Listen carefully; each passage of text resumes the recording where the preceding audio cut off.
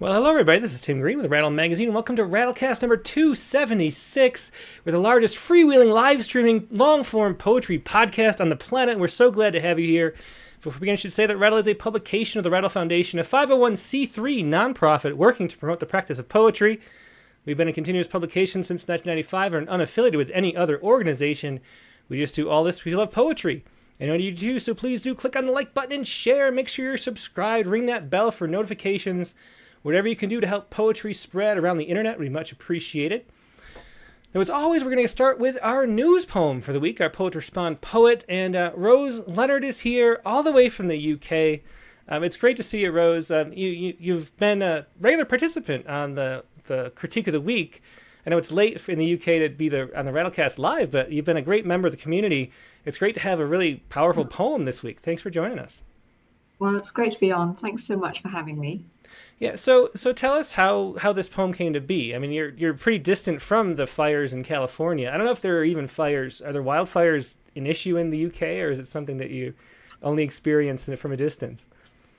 No, really from a distance. I Yeah. mean, occasionally we get a bit of moorland going up in fire, but it's not, it's not something I ever think of as a threat personally. Yeah. So Um, what compelled you to write a poem about this situation?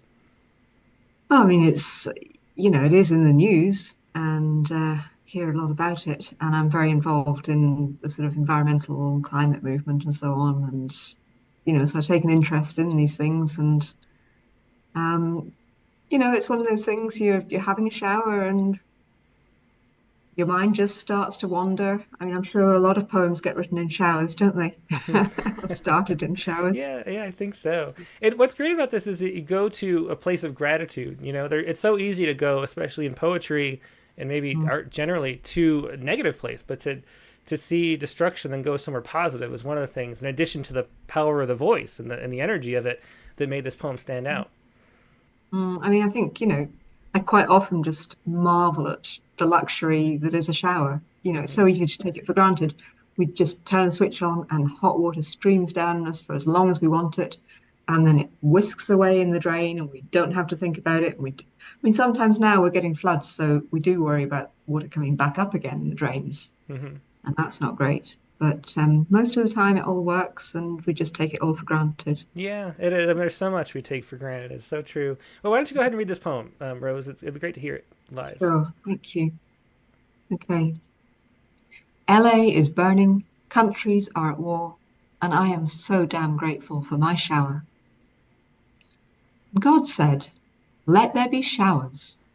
And water fell on the bowed heads and shoulders of people throughout the land, and sluiced over breasts and bellies and buttocks, coursed down limbs and fingers and toes, and the water ran hallowed and hot on cold days and blessedly cool in summer's heat. It rinsed sleep from just awoken eyes, washed mud and sweat off tingling skin. It mingled with piss and tears and bodily fluids, gulped shit, unwelcome hair, the tiny, invisible eggs of parasites. People dripped and shone. They took showers when they ached, to wake up or wind down, or when they were lonely and longed to be touched. They fucked and screamed in long, steamy showers, and babies were conceived as windows fogged and walls streamed and blossomed with mould. And the water ran and ran and ran. It obeyed the rules of water, to find its own level, to dissolve, carry, deposit. It took all our chemicals and waste, and lo, it whisked them to a place the people called away. And maybe God also said, "Let there be sewage farms and factories to turn out boilers and pipes and flanged rubber seals and nodding donkeys sucking oil out of desert sands, and let there be plumbers and designers and people packing marble tesserae into crates. And yes, let there be politicians telling us we have a God-given right to use as much of this goddamn planet as our squeaky clean fingers can grip." Did God say, "Let there be firefighters with freshly bathed children sleeping in beds. Let them hose God-given water over the smouldering roofs of mansions nestled in droughted hills. Let them risk their lives putting out blazes round the blue-tiled pools of celebrities. Let the water run off asphalt and concrete. Let it run to the ocean to try to forget all it has seen and all it has swallowed. Let it return to the fish and the turtles and the immense forgiveness of whales. Let it cry, "My God, why have you forsaken me?" Yeah, thanks so much for sharing that poem, Rose. Such a beautiful musical poem. LA is burning, countries are at war, and I'm grateful for my shower. Beautiful poem, and really appreciate you being here and keeping up the great work. Thanks for sharing that. Thanks for having me, Tim. It's been great. Yeah, thanks so Cheers. much. Yeah, once again, that was Rose Lennard from the UK with today's Poet Respond poem. Now, of course, if you'd like to share poems about the news, any events that are current, feel free to submit them by Friday at midnight every week. Now we're going to take a quick break and go to our main guest, Donald Platt, so sit tight and we'll be right back with more poetry.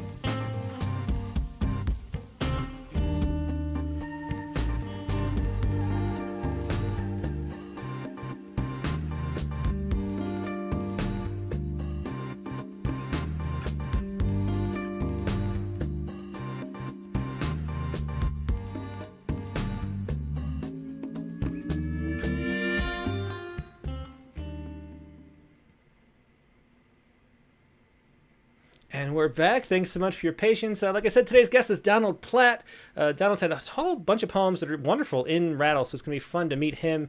Donald is the author of 8 volumes of poetry, most recently Swansdown from Grid Books in 2022. His poems have appeared in many journals, including the New Republic, Nation, American Poetry Review, Paris Review, Poetry, and 3 times in Best American Poetry. He's a recipient of 2 fellowships from the National Endowment of Arts, 3 Pushcart Prizes, the Paumanok Poetry Prize, the Discovery Nation Prize, 2 Verna Emery Poetry Prizes, and the Center for Book Arts Chapbook Prize. He's been a professor at Purdue University's English department since 2000, and here he is, Donald Platt. Hey, Don. Hey, great to see you. Hey, Tim. Thank you so much for having me on this evening. Yeah. It's wonderful to be here and to chat about poetry. I'm really looking forward to Yeah, it's such a pleasure to have you on. You know, you're one of those poets that every time a submission comes from you, I'm kind of excited to read it because it's a fun, you go places with your poems and there's so much movement and dexterity to them. And so it's really fun. It's going to be fun to get to know you better. Why don't we start out pretty early on with a poem from the book? The first poem we're going to start with from Swansdown, Sleep. Sure, yeah, okay. Sleep. These days, sleep comes to me only through the aid of 3 white pills. Every night, I repeat the magic words aloud: melatonin, magnesium, ashwagandha root and leaf extract, plus magnolia bark extract that contains hinokiol and magnolol, pharmaceutical lullaby, charm to conjure sleep's sure, pure, white oblivion. I sleep so soundly, I don't remember any dreams, except the recurring one in which my brother lies dying. Jenny, his care provider for the past 17 years, FaceTimes me so I can say goodbye from 900 miles away. His gaunt, drawn face, a doe's mute brown eyes, white skin against white pillow, his few strands of stray hair, fine as milkweed silk, his head a split dried pod whose seeds wind will scatter. Michael, goodbye. I cradle him between my palms, brother, the size of my cell phone's screen. Brother, you who have only a handful of words, yes, no, garage, that's right, to get you through this life and die. You say nothing. You smile to see me on Jenny's cell phone. My eyes well, salt water. Michael, be my recurring dream. Sleep long and hard. Wake at noon in another body, one without inoperable ulcers. Keep dreaming your dream within my dream. I must wake soon in this room without you. Here, by sliding glass doors, sunlight pours down on the gigantic geranium. It lifts up red blossoms, palms open to the sky. Yeah, and that was Sleep, the opening poem to Swansdown, the most recent book by Donald Platt. And you can feel a little bit more. I think we get more into it in other poems, the distinctiveness of your voice, which is a kind of narrative that has a lot of movement in it. It's similar in style, I think of as a David Kirby braid type poem, and Barbara Hamby over there at FSU. There are certain poets who move through storytelling in that sort of leaping way, going, mixing and interweaving things. And I wonder, first off, how did you develop that style? Was it always the way you were sort of called to write, or did that develop over time? No, it developed. I think, though, I would say that, I have this distinctive form that I don't use it all the time, but I use it quite a bit. And that is I write in tercets that alternate long and short lines. So we have a tercet that starts short, long, short, and then the next tercet will be a long line followed by a short line and then a long line. And there's kind of, what should I say here, Tim? Kind of an accordion feel to the form. It expands and then contracts. And so it's that form itself permits the narrative movement and thing that you're talking about. I like to think of it actually as doing two things. First, it does permit, as you say, the narrative stuff to go on. But at the same time, those short lines are isolating little bits of language so that honors the lyric impulse in poetry too. Mm-hmm. So, and it goes back and forth, then that's what I try to capture. I was just actually in Switzerland for the break. As you know, we were emailing back and forth, and I went to. I've always wanted to go to Bern to see the Zentrum Paul Klee, and I was there, and it was wonderful. I love Klee; he's one of my favorite painters. Anyway, the deal is that he has this little quote that was on the wall there about form, and he says, "Form is death, but forming and becoming." Movement is the living impulse, and so that's what I try to capture in this particular it's not only style but formal pattern that many of my poems work around. Yeah, it's interesting. You brought up the two words for a later thing I wanted to ask about, which is some people consider there to be lyric poets and narrative poets as if it's a distinction, and you kind of wed the two with that form, which we haven't seen exactly yet. But do you feel like there is a difference between narrative and lyrical poetry? Or do you think that's an arbitrary distinction? And how do you place yourself among the scale of that? Because I could imagine like where to put you actually. Yeah. I think it's there's a relative scale going on, right? It's like the Kinsey scale, in sexuality, if I may, So yeah, on one side, there's kind of the pure high lyric, I guess, and then more, I don't know, then on the far, I mean, and again, I wouldn't try to judge any of these things. What I want to do is try to combine the two. But I do think they are modes. Yeah, absolutely. Yeah. Well, the next poem that I have in my list is Black Prince, which is one of those accordion type poems that you have. Do you want to read that It is. next? Sure, absolutely. Okay. So, and I was just talking about Paul Klee, and so this is a poem based on one of his wonderful um, paintings. By the way, what I'm doing right now is the book starts, the Swansdown, like that, starts with a bunch of elegies for my brother. And so I'm just kind of, following out that thread. So here we go. Black Prince. Dead brother, you've become the Black Prince that Paul Klee painted on a square foot of canvas mounted on wood. You're the sovereign of the dead, black silhouette of an African prince on a black-brown background, so it's almost impossible to tell where your body ends and the surrounding night begins. You wear a crown that is a thicket of gold thorns. Your eyes burn, jade stones that glow radioactive green in the dark. Their half-life is forever. Your nose of pure gold, a reversed capital L, sans serif, angles left. Your lips, two horizontal bars, one gold, one red, are speechless. You wear a heavy gold collar carved with hieroglyphs no one can translate. You're this black on black icon I come to pray before. Black Prince, ruler of the full moon that shines in the upper left corner of Klee's painting like a golden Russian Easter egg. We are your people. We all shall walk death's middle kingdom and bow down unto you. But on the other side of death's continental divide, you were my brother. You had Down syndrome.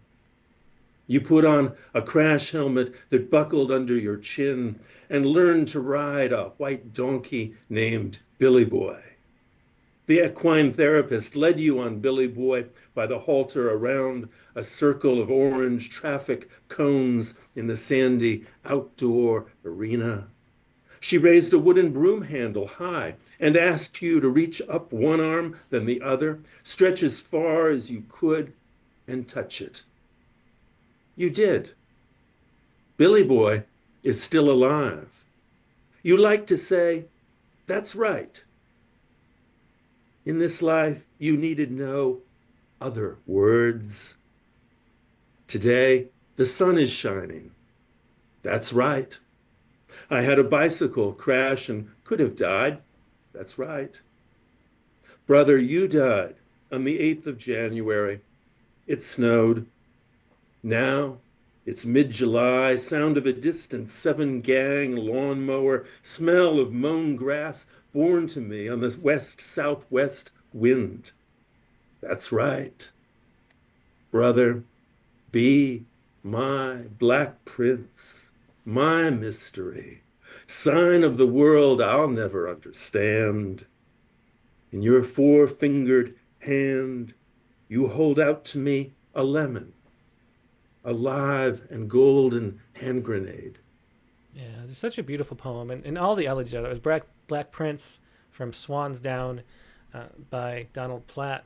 And the poems about your brother are just so moving. They're so emotionally moving. I mean, I got teary-eyed reading them in bed last night, and it's just so getting that emotion into poems is one of the things that is maybe the most difficult aspect of poetry.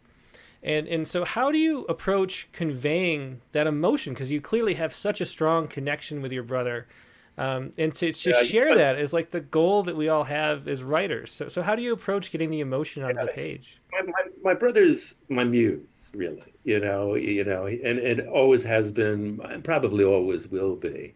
Um, he's, how do I say this? Uh, Thinking about him, addressing him, I channel the world comes through him. The world is a damaged place. My brother, in some respects, as a disabled person with Down syndrome, also is damaged. And so that's my link to the world, if you will, Hmm. okay, as I see it anyway. So it's very personal, as you say, very personal thing. But here's the technical thing that you're asking, Tim, right? And is how do you convey this all this emotion, right? That's all there, right? I think the way I do it, I mean, everyone's going to do it a little bit differently, of course, but the way I like to do it is just through image, just through the concrete detail. I don't try to say anything, at like point blank, or rarely do I say anything point blank. But I think it's just finding the image that will start to convey, start to tie in, start to channel that emotion. And I don't quite know how it comes. I mean, Bob Hickok once had this thing where he was describing the writing of a poem. It was like, you think of something and you say, no, that's not good. So it's like, no, no, no, no, no, no. Ah, yes. And you just keep doing that. And so it's like trial and error, honestly, Tim, Hmm. I mean, I don't know what it does really, but it's like you work it from line to line, and then you see where you can jump from one line to another thing, point of reference. And the whole point of, I think, of writing poetry, for me anyway, and I'm sure it's different from everybody, is just the sense of discovery that you're going from one thing, one statement, one image, whatever phrase that you put on that you find arresting, and then going to something maybe related, but also very different. And seeing how this gestalt works, where all these things, emotions, thoughts, ideas come together and collide, basically. Yeah. And that really is, I mean, so, every poet, I think, has this, what should I say, a sense of the world. And so that's kind of my sense of the world, is where things are always colliding, you know? Yeah. Uh, I mean, everyone has a different world, basically. And that's the fun of poetry for me, as a reader, Tim, is to just see, to hear all those different worlds that poets bring to the page. And they're so magnetic, these worlds, And if it's right, it's like, I can be that person, for a little bit, Hmm. and I can actually be freed of myself, because we all bring, what should I say, a lot of baggage, I think, Hmm. to reading, to poems, but we want to be surprised. We want to be taken out of ourselves, and so that's what a good poem will do for me as a reader, Yeah, it's so It, interesting to hear you put it that way because that's what I love about poetry too, and why reading submissions, all day, yeah, every day is fun actually, because you get these glimpses when the person's being honest into that private, unique world. And so often, I think when you have a regular conversation with people, you end up pretending it's like the same world you live in. I think we spend so much time pretending we're all in the same world when really we're in these completely separate, distinct worlds that, have so much difference between how we're just perceiving and perceiving and what our, history is and yeah, how we're relating to things. And it's yeah. It was fascinating when you get to the truth of that.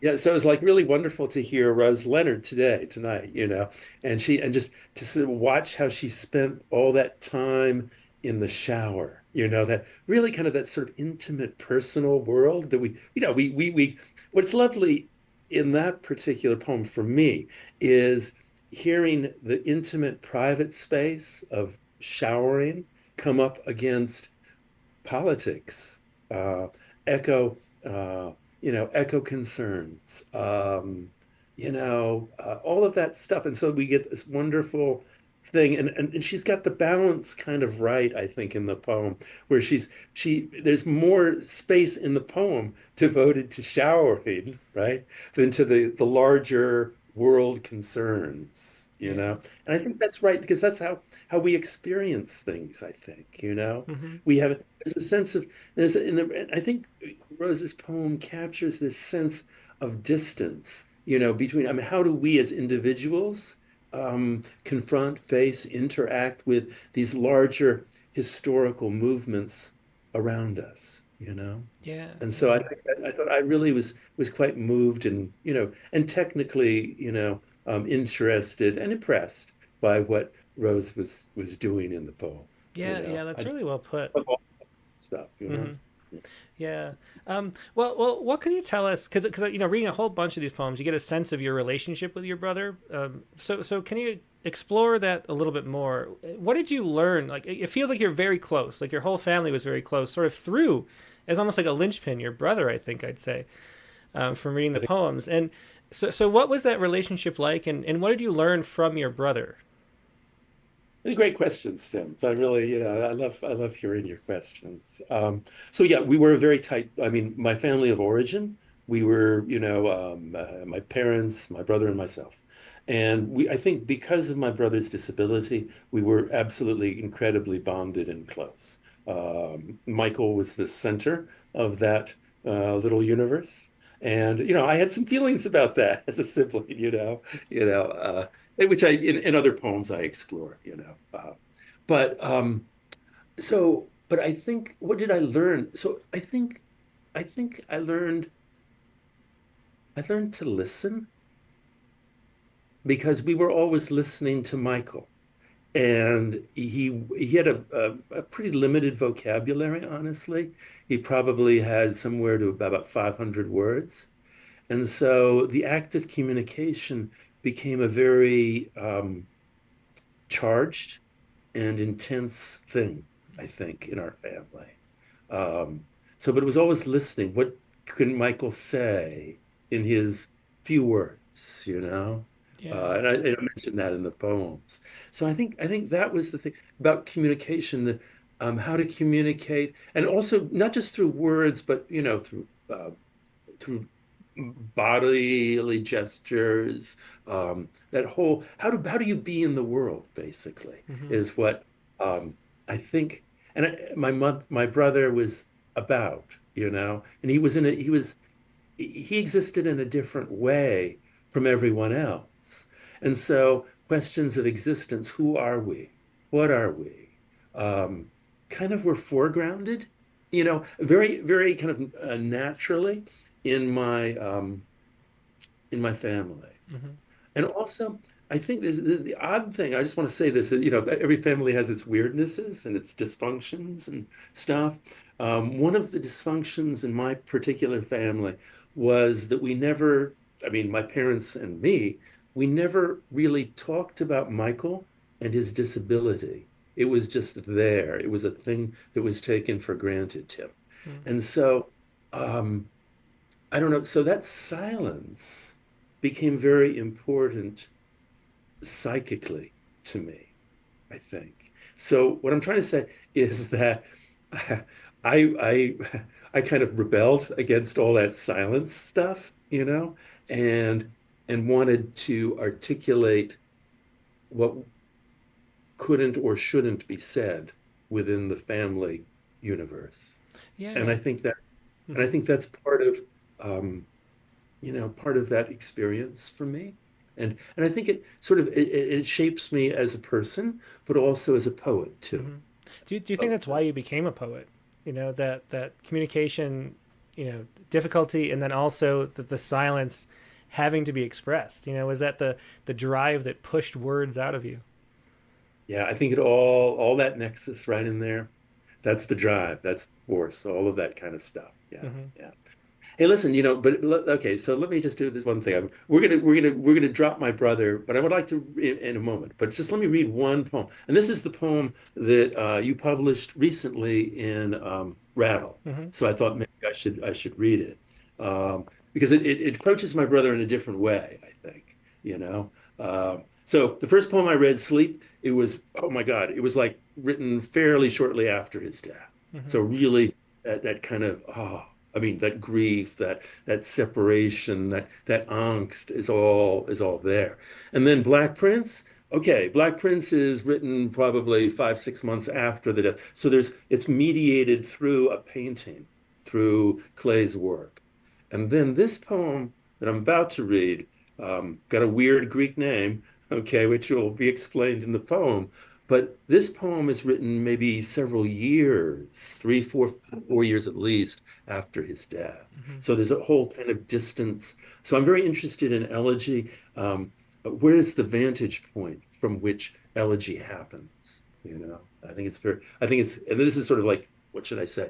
Uh, a little example of different stages of grief, Yeah. different stages of elegy, if you will. Mm-hmm. Okay. Uh, Again, the title gets explained. Prosopopoeia. Because my toilet's backed up and I don't have a plunger, my nervous bladder has filled 1.5 clear glass flower vases with urine overnight and throughout the morning. They stand by the bathroom sink, one half drunk and one full bottle of vintage Chablis. My bladder has always been nervous. When I was taking doctoral exams 28 years ago, I knew I would have to piss every half hour. I didn't want to waste any moment of the precious 4 hours allotted to each of my 3 written exams by going down the hall to the bathroom. So, when they sat me down in Professor Tatum's office, I had my flower vase ready. It was green and had wavy flutes like sine curves on its sides. I kept peeing into it profusely. I liked the way my urine bubbled, burbled, foamed golden as Homer's Aegean at sunrise in the green vase. The way that the vase in my left hand grew warm with urine while I held my cock in my right hand. One of the exam questions was to write an essay on how the trope of prosopopoeia is used in 3 of the major epics from the Western tradition. Prosopopoeia, dactyl followed by a trochee, that wonderfully weird Greek word. It meant the literary device of having the dead talk to the epic hero when he descends to the underworld and asks them for help in living this tortuous life. In the 11th book of the Odyssey, Odysseus, as instructed by Circe, digs with his sword a trough as long as his forearm and as deep. He pours into it the blood of the sheep he has slaughtered. The dead gather round, thirsty for the blood of what was once alive. After they kneel and drink blood so dark it's almost black, the dead can speak again. They are eloquent. Their words hiss and coil like adders into the hero's ears. He will never forget what the dead say. What I wrote was eminently forgettable. I passed my 3 exams like kidney stones. The oral exam did not go well. I was so very tired from having filled my head with the spectral voices of the dead. The chair of my doctoral committee asked me to explain Roland Barthes' concept of tmesis, that way of reading we all practice when we skip the long, boring passages of landscape description in florid Victorian novels to get to the juicy parts. I kept hearing his question, which I asked him to repeat as, would you care to comment on Bart's breeches? I politely declined, explained that I thought Bart's breeches, how he wore them, when and where he took them off, and with whom, were best left unexamined. I thought my answer rather witty. Unbeknownst to me, my green vase, full to its brim, had a slow leak. Professor Tatum's Persian carpet bore an unmistakable circle, yellow as the sun rising, raging outside the window. It stank. I had to pay for spiffy Jif cleaners to come 3 times. Finally, they gave up. Professor Tatum was glad when I graduated. His carpet still remembers me vividly. Now, my 1.5 vases of decanted urine gleam topaz in the morning sun. I'll go out soon, buy a plunger, flush the urine down the toilet. But before I do, let Michael, my dead brother, come to me again. I would hug him. 3 times my arms will pass through the air he is. I will offer him bitter, shining urine to drink, so he may say, hello, here we are, goodbye. Like all the dead, he is thirsty. I will give him what I have. Yeah, and that was a prosopopoia. Now, a word I don't know, so I have to guess how to pronounce It's it a every tongue time. twister. Prosopopoeia. Yeah, it's Prosopopoeia. weird. Yeah, Yeah, there you go. It's just get it to slide off the tongue yeah. like You that. gotta Yeah. say it like you know how to say it, and then it works. I think it's one of There those you go. words. Yeah. But yeah, a beautiful poem, and it means so much more having read the other poems from Swansdown now, which I hadn't read when I read this. That Yeah. makes the poem, it's a whole other layer of meaning on top of that. How much of it is an elegy, actually, and so it's fascinating to read, and also a poem that talking about your own urine staining the carpet is a sort of embarrassing type thing, which begs the question of how you feel about that. Sharing those kind of personal, intimate details in a poem. Yeah, well, it actually there was a slow leak. So I take some liberties in this particular poem, factual liberties, poetic license, but there was a slow leak, so that was a problem. Yes, but no, I think here's the thing. Of course, and this in a way this gets back to your first comment, Tim, about narrative and poetry. You know, I think humor is really important. Okay, this is like I mean, given, I hope we have time, and I'll read another poem that sort of does the same kind of thing. It mixes humorous material, but also with more serious material. And I think that, I think you were kind of like saying this about when we were introducing Rose Leonard's poem, that, it's so easy gravitate for poets, I mean, to gravitate towards the darker things because hell, that is how we are, and we do that, right? But I think we also have to have that other thing going on too, or it's nice to have it. Why is that? It's because it's part of life too, you want the comic side, the humorous side, not necessarily as a balance, but as because there's no way to counterpoint some of that darkness, I think, Mm-hmm. honestly. But it is a counterpoint. It is another point of reference, another way of relating to the world, being in the world. And so back to my brother, Michael had a great sense of humor. He loved to laugh. You were asking me, what did I learn from my brother? I think actually humor too was part of his being. Mm-hmm. So, and so I absorbed that. I loved hearing his laugh. And so I also try to do that in some poems, not all poems. Yeah, So, it's such important to have that, the variety to push off of. If you're in the one spot all yeah, the time, just by contrast alone, the powerful emotional stuff doesn't hold up as strongly if there's no humor and variety in what you're writing too. So it's a great thing to play off of. absolutely. And I think the humor stuff that comes through narrative. I mean, the poem I just read, really quite a narrative poem, really. It doesn't get lyric really until the end. I think, Mm-hmm. well, there are little moments before that, describing, how the dead are eloquent and all that kind of stuff. Yeah, but the real lyricism, and I think there's some lyricism, but it happens at the end of the poem. Yeah, what But the we've other side seen. is real narrative, and you have to have. I think for comedy, you really. I mean, it's different for different poets. I mean, James Tate, for instance. I mean, he was a genius, and he could do the comic stuff in all kinds of weird, crazy ways.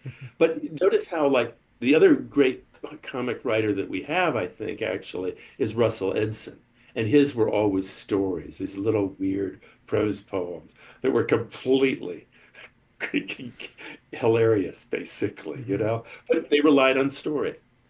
Yeah. So, Well, we've seen two of these longer poems that you're most known for. I think the longer narratives that sort of leap and meander and twist and turn. What is yeah. the writing process like for those?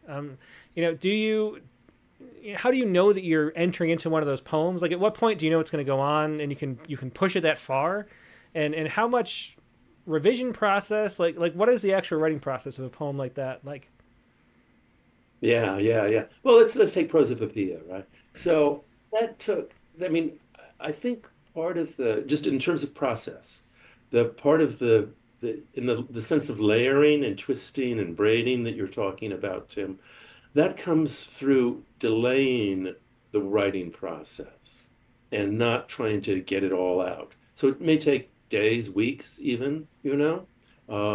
And you just kind of uh, you know, uh, uh, Ellen Bryant Voigt had this wonderful thing. She said she kept saying that I don't want to finish writing the poem. And that was because I think her impulse there was because not just because I enjoy writing, which is partly it, absolutely, but also because I want to let the poem get as deep as possible, and I want to discover things hmm in the writing. And if I write too fast, then some of that I will lose, or I could lose some of that. yeah, And I myself am drawn to two kinds of things. So sometimes, in the more involved poems, I do want to delay the writing itself. But then the other thing is the flip side is that you don't want it to feel too contrived, like hmm too. So you got to have both. You've got to have both that wonderful impromptu thing happening at the same time. And sometimes that impromptu thing, it's got to happen fast. You don't want to, some. It's a balancing act. Yeah. yeah. In terms of revision, what usually happens for me on the long poems is that I just cut, and sometimes with the help of good friends. hmm Uh, for instance, there's this poet, Bruce Beasley, a wonderful, brilliant poet, who's been reading my work recently. And he's great about saying, "Oh, couldn't you cut this? Couldn't you cut that?" And he's usually, I mean, Bruce is like, I mean, 99.99% right about everything. It's wonderful to find a reader like that who's with whom you agree, basically, hmm and who has that sense of what you're doing. It's a real grace, honestly. yeah, So I feel yeah. that with Bruce. Well, that concept of not wanting to finish the poem, I think is a really really good one because I haven't heard it before, and we love writing poetry, and so why not want to stay in the poem as long as possible? And yet it's Yeah. so tempting to take that first exit ramp, and like you see, oh, I'm this far Oh, in the it is. poem, and I have It a is. great ending, bam, and it's done, and I've written a poem, and Yeah, instead right. I of don't want that. Yeah, yeah, but you got to say, oh no, wait a minute, so wait a minute. so did it It's take you a while to cultivate that, that desire to keep within the poem and not go for that first good ending that you, because you see these sort of endings, they come up as you're writing, like, oh, I could end it there. That would be a strong ending. But yeah. but to push the poem farther sometimes does so much more. Did you have to make yourself do that to get used to the feeling of trying to stay within the poem? Yeah, you want to. I mean, it took a while, but I felt like, oh, it's so nice not to rush it. Hmm. And the other thing is that there's some great examples, of course. You know, for me, it's like, I've been betraying all my loves, but that's what we want to do here, right? But with for me, it's like Elizabeth Bishop, the way she wrote poems. So, I mean, well, there are two ways that she wrote. There are probably many ways that Miss Bishop wrote poems, but one way was to take an inordinately long time. One of her great poems, Crusoe in England, as you probably know, took 20 years to write. She was Hmm. doing it for 20 years. And, it's a great poem. I mean, it really is. You could say, hey, you write one of those poems, and I don't know, you don't have to do too much else. But Bishop too. I mean, she sometimes would work quickly, honestly. Hmm. So she wrote. I don't know if well, readers probably know all these poems too, but Burglar in Babylon, a ballad about an escaped convict in Rio. And she wrote that in a weekend. Hmm. There was a big manhunt for for the convict was featured in Burglar in Babylon. And she was actually in an apartment building, and people were like on the rooftops with binoculars following this manhunt. It was kind of this weird, situation. It really, a spectacle, and sort of very weird. And she, I think, caught some of that weirdness in the poem, but it was written literally in the course of 3 days. Hmm. So, it's hard. Sometimes you want to delay it, but sometimes, ooh, if you delay it, you're not going to catch what is actually going down too, Hmm. Yeah, do you So, find, because that's something I always struggle with myself personally, is revising yeah, poems. I feel like there's sort of a meditative energy of some kind of emotional state you get into when you're writing a poem. And then coming back to it the next day, it feels flat to me. Like it feels like I can't get back to that. Like I'm a God, different person. I don't relate to the poem in the same way. And then so re-entering the poem is always difficult for me. I'm a terrible reviser because of that. Like if I could rewrite a new poem, but I feel like I can't really get into the voice and space, I guess, psychologically of the poem. And so I yeah. end up What being I like a do, one poem per day poet. So how do you re-enter the same voice, I guess?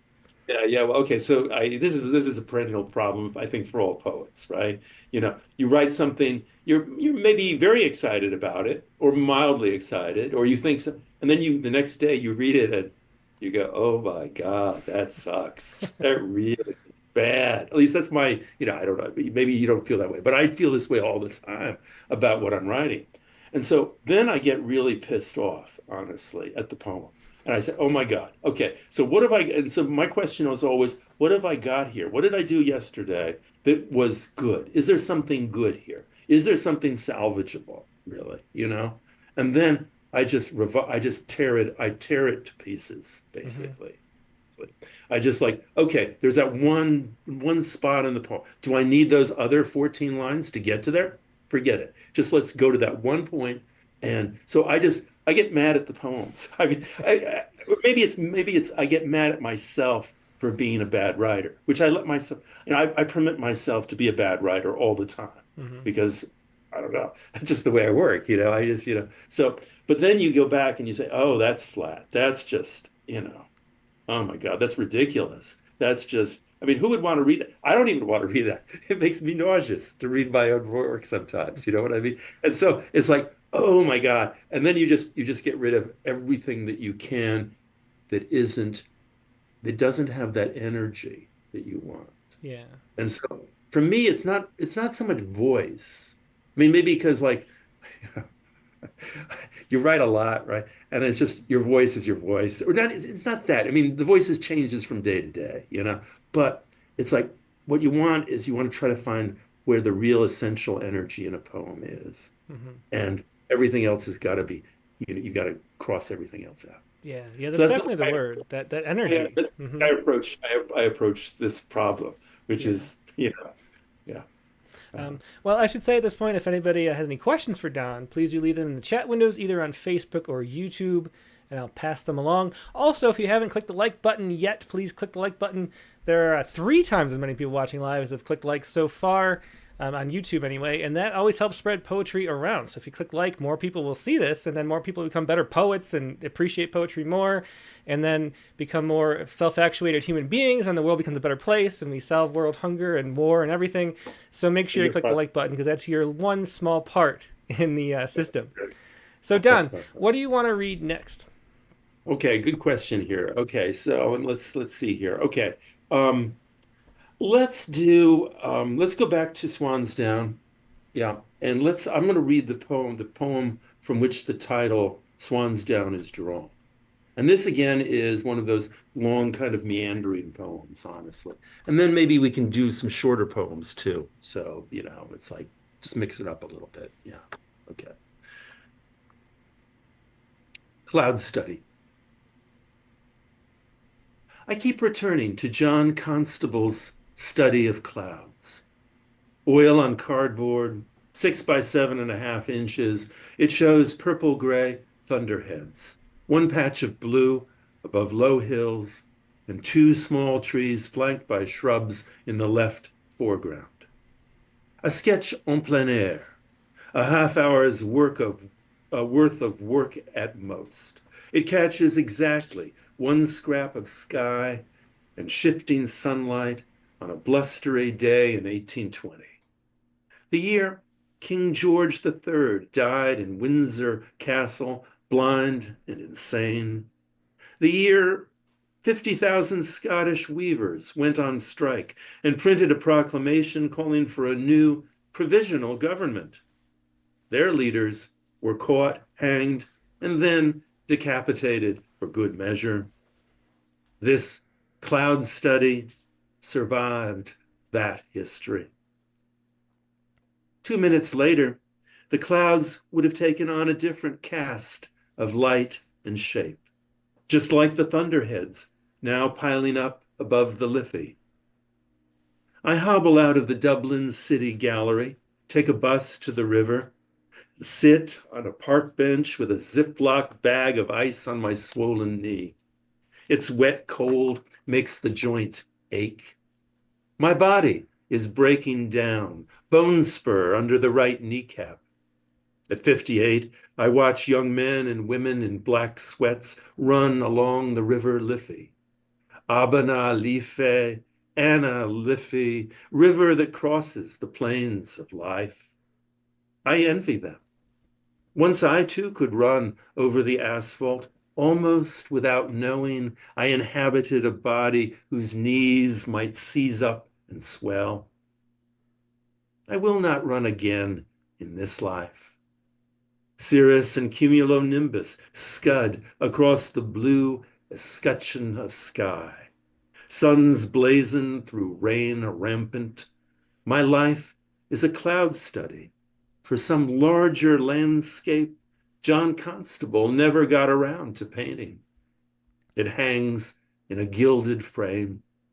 People stare at it before passing on to more important canvases, to Renoir's Les Parapluies, women and men opening shiny black umbrellas in a Paris park.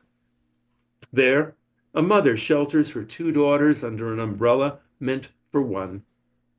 The younger daughter holds a wooden hoop she has been rolling along tamped dirt paths, whipping it with a stick to keep it spinning before the rain settled in.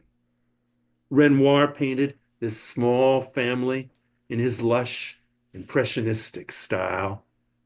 5 years later, after visiting Italy and studying Piero della Francesca's frescoes, he came back and finished the painting in his new manière aigre, or harsh style.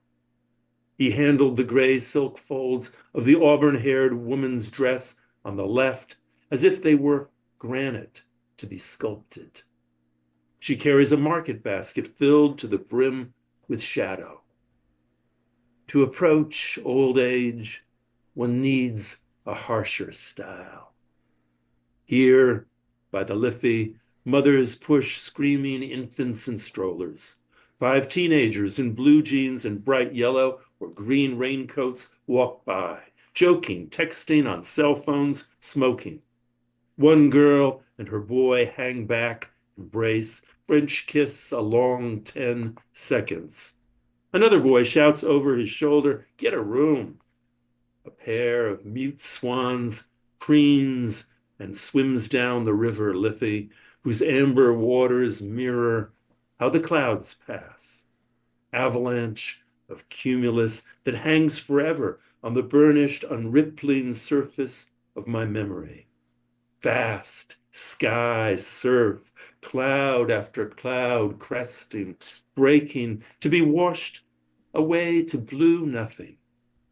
Each of us, lovers, mothers, runners, me, no more than windblown Swansdown.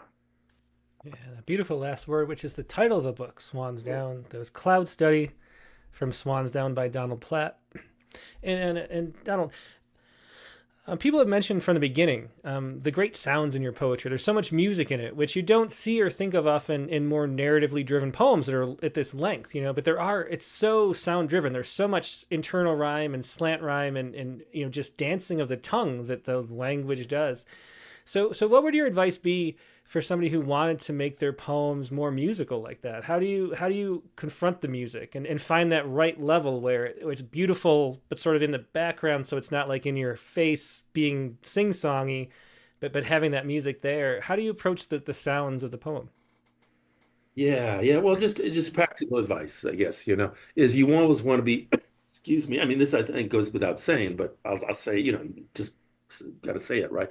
And that is when you're in the process of composing any poem, you want to just keep saying the words out loud, you know, and just it's like the Italians, it's like suona bene, what sounds well, what is you just gotta you keep saying it again and again and changing things Hmm. until it starts to have some kind of sound that you like, that you relish, that fills your mouth. You want to use, okay, practical advice for poets around sound. This is actually this is a weird comment, okay? So forgive me, but I think in terms of I think poets have got to know a lot about just the mechanics of sound production. So it's very important, and I tell my students this all the time, is if you can take linguistic courses in sound production, um, human sound production, Hmm. it's really good. So, you get a sense of what the back vowels are, the front vowels, um, how how those consonants work are actually produced. You want to be, as a poet, I think, very conscious of the instrument that we have. The instrument, of course, being our mouth. That's it, right? Hmm. I mean, one of my students, I won't mention names, but one of my students said, okay, he loved to play in a band, he had a rock and roll band. But he said, I then found out that, I can be my own as poet. We can be my own one-man band, basically, but I've got to figure out how to make that music, how to how to let that music flow out of my mouth and how to, and so, yeah, I mean, I guess it helps, right, to read a bunch of poems that are very sound conscious. Hmm. So, I mean, you think about the poets who are really sound driven. I mean, Gerard Manley Hopkins, oh my God, right? I mean, he's like you know, that's the driving force in his poems. It's not image really, I mean, statement a little bit, yeah, but it's really the sound, uh, you know. Hmm. I caught this morning's minion, kingdom of daylight's dauphin, dapple dawn drawn falcon, in his riding of the rolling level underneath him, steady air, and striding high there, how he rung upon the rein of a wimpling wind in his ecstasy, then off forth on swing, as a skate's heel sweeps smooth on a bow bend. The hurl and gliding rebuff the big wind. My heart in hiding, stirred for a bird, the achieve of, the mastery of the thing. I mean, my God. Wow. Oh my God. I mean, as you can see, I'm still get excited about Hopkins, And he's been around for a long time. A lot of people read him and said, ah, yes, Hopkins, they nod their heads. This guy's wild, Hmm. It Yeah. really is. It is. So, you want to read the poets that are doing that kind of thing, I mean, this I would say, oh man, I would say what bad. I mean, this is really bad. I should even, but anyway, listen. I think you should also listen to like Robert Pinsky, um, reading his own poems or see him read his own poems, because he can fill, you can see his mouth kind of moving in a way like just, it's like his mouth is bigger, his mouth makes these sounds, and you can watch the muscles in his face move to accommodate the sounds in his poems. And that's instructive. It's Hmm. like, I think we don't, it's almost like singing, like, okay, you got to use your whole body to make the music, right? You can't just be like talking head. it's got to be come from your diaphragm. Like, any good opera singer has got great control. So it's coming, the music is coming from, what do they call it? The hara, what is that Japanese word? I I don't know forget what it is. that, but yeah. It's like your lower solar plexus, right? And it's got to come rise up. Or, Rose Leonard mentioned the word duende when we were just talking casually. And so Garcia Lorca's idea, of course, is that the music rises from the ground through the soles of your feet and up through your body. And so it's got to be the sound of the poem has got to be the whole bodily thing that has. And the other thing about sound too is just to realize, I mean, it's a kind of an obvious thing to say, but bears saying, I think, and that is that the way we convey emotion in poems is through sound, basically. Mm-hmm. That's the that's how you tell how the poet is feeling about something. It's through the sound of the poem, I think. Yeah, well, I that's mean, like a small lesson in the sound in poetry that everybody can appreciate. And I've noticed the yeah, same thing. I always feel like poetry is actually a physical dance. On like the dance floor is your mouth itself, this sort of exactly, round object, and exactly. your tongue Yeah, is yeah, dancing yeah, around there as it moves to rhythms and things, And so you can feel yeah. the different sounds moving around. If you read Pinsky, who you mentioned, the sounds of poetry, he talks about the different sound, the movement of vowels as you move through, like the petals on a wet black bough moving forward, in your mouth. And Yeah. that's really the dance that we're in love with. So it's like, we think of it as a sonic thing, but it's really a physical thing. And when I was doing, before the Rattlecast was on the Zoom, had a live reading series, and I would sit in the back, as after I introduced the poet, they'd come up on stage, and I kind of like hiding behind the bookshelves listening, and I could see their feet. And the best poets always were like tapping and moving their feet as they read. The whole thing was their whole body, very subtly, but very involved. And so it's great to hear that explanation, because that's something that we need to know and do as poets if we're going to love this art. No, you're right about those poets moving the whole bodily thing. Yeah. Let me see. I had a question. This is Drya Montiado. Says, you mentioned getting angry at draft poems. Is this anger a useful step in the process? Something that encourages editing? Does this anger ever distort your judgment or become discouraging? So that's an important question. Yeah, well, I mean, it is important for me. Okay, it's an important part of the process. Yeah, and I get angry myself at my sloppiness, maybe, whatever it is. Yeah. So yeah, I think it is for me. It is important. I think the thing is that but you see, anger, has obviously.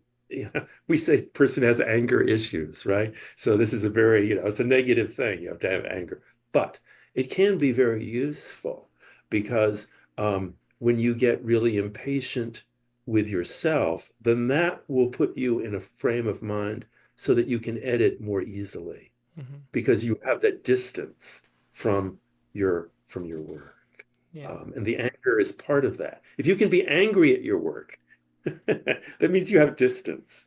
And distance is absolutely, I think, in a way, necessary to revise because you have to change it.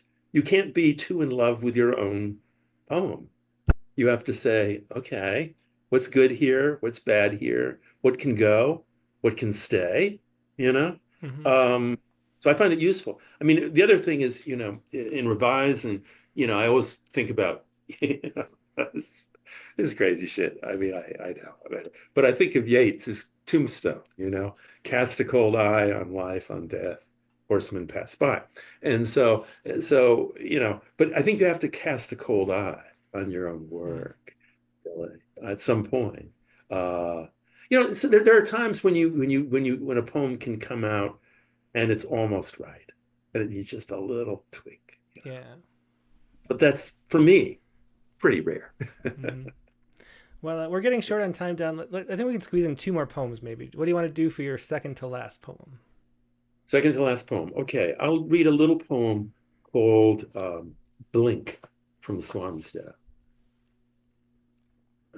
Let's see here, find it. 61. Thank you. Very good. Blink. Yeah. Okay, good.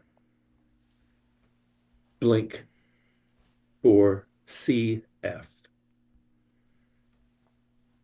The morning you committed suicide, Dana and I were making slow, unhurried love in a beach house with the windows open so we could hear across the hummock of the dunes the surf's continual sighing.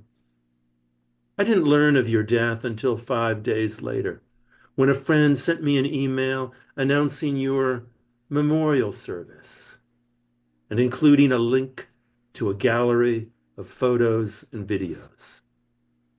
At the click of a button, you come back to life.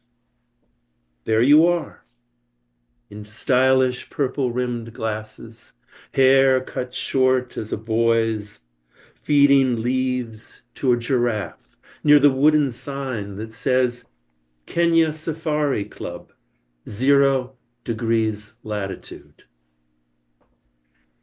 You giggle while a Sykes monkey, with its white throat like the ruffled collars in portraits by Dutch masters, balances on your bare arm. I gulp when I play the video of you being interviewed by the Kenyan schoolgirl who asks you to describe your family. You reply, when I was in college, my mom got cancer and that was that. And so, since then I've just been on my own and trying to live the best life that I can. 2 seconds later, the video ends. After Dana and I made love the morning you died at 29 years old, I washed off sweat and sperm in the outdoor shower. I keep walking the beach. Moan after moan, waves hypnotize me. Steady metronome of rollers sounds eternity's diapason. I hear you say again, I've been trying to live the best life that I can live. You did. In another video clip, only 10 seconds long, you joke to your lover, Sarah, what are you doing? Making a video of me blinking? She takes a close-up of your face grinning from a pillow. It fills the frame. You'd just woken. And that was Blink from Swansdown by Donald Platt. One more thing to ask, Donald. You mentioned, I don't know if we're going to get to it, is it your last poem or not, but in turning 60, I think it was, you mentioned, having books being out of print and remaindered, and sort of lamenting that. And I was just wondering what your conception of why we do this and how satisfying it is to get poems out when it is a small audience for poetry. I mean, if you were writing, novels on the level of you are writing poems, I mean, you'd have a whole, maybe movies made after your books or something, but yet we do poetry. And so what is it that satisfies about poetry that makes up for that lack of a big audience, Well, great question, of course, Tim. Your questions are always wonderful. Hey, so, for me, it's like I get so much pleasure out of the writing of poems because it's so intense, you know. It's like, okay, I don't think the longer, for me, I don't have the skill, I mean, I don't, or the patience, I think. Well, I shouldn't say that, to do all these longer forms like the novel or even the short story. Or the play or whatever genre we're talking about. But there's this thing that people have noticed that in terms of the literary arts, poetry is the only genre that has ars poeticas, like appreciations from the poet or meditations on what poetry writing means. You don't have a novelist writing ars novelistica. You just don't. So this is this really special thing that I think happens, I mean, bodily in our chemistry when we write poems. I mean, it puts us in touch with ourselves, I think, in the best, at good, if it's working well, anyway. And so I think it's a way of being in the world that is very different from other literary genres, really. Um, and I mean, I've always derived, even though I don't, I mean, I'm very lucky. I have a job teaching. I actually like teaching. I have a great time with my students, and then, but a better time writing, honestly. So, Mhm. so that's my balance. But but that's enough for me. I mean, that's just, I'm satisfied in Mhm. my life with doing that thing that is poetry. Uh, so I don't really worry. I'm very bad actually at the business of poetry, but like thinking what are the best career moves for me to make at this point? Mhm. I'm just terrible. You should never turn to me for that kind of advice. I'm a simple okay. So you asked, what did I learn from my brother? Okay. Um, one of the things that I've learned from my brother, and this is going to sound weird, but is to be the village idiot, i.e., I just sit there, and the business for me is to make the poem, and that's really hard, actually. Mhm. Is really, and that's what I that's how I spend, my time. I can't really, I'm not really great at professionalizing myself. Yeah. So I have many remaindered books. Yeah. Well, That's okay. I don't, it's all good. yeah. Well, I'm sure gonna have more orders for all the books that you have in print for after the show for sure. Let's close out with one last poem, Don. Yeah, I'd like to do actually a new poem called Streak. Hmm. Um, and this is a poem that's actually going to come out in Best American 2025. Um, yeah. Okay. Streak. A jackknifed semi full of dried feed corn has spilled its whole cargo over the eastbound lane of State Route 231. Driving the other way, I find myself humming along with Mitzi Gaynor cartwheeling in South Pacific. I'm as corny as Kansas in August.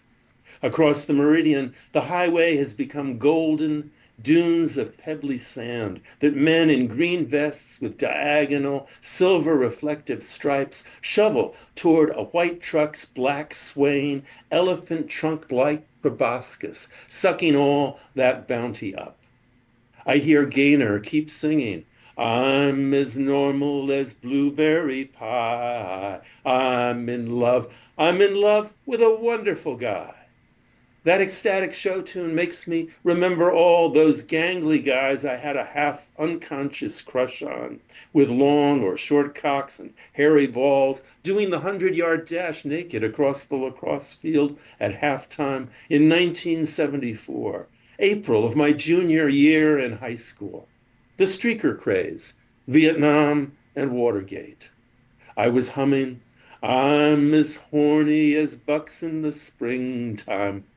At the Oscars that spring, a man with long brown hair and bushy mustache streaked across the stage behind actor David Niven, who was introducing Elizabeth Taylor to open the envelope for Best Picture.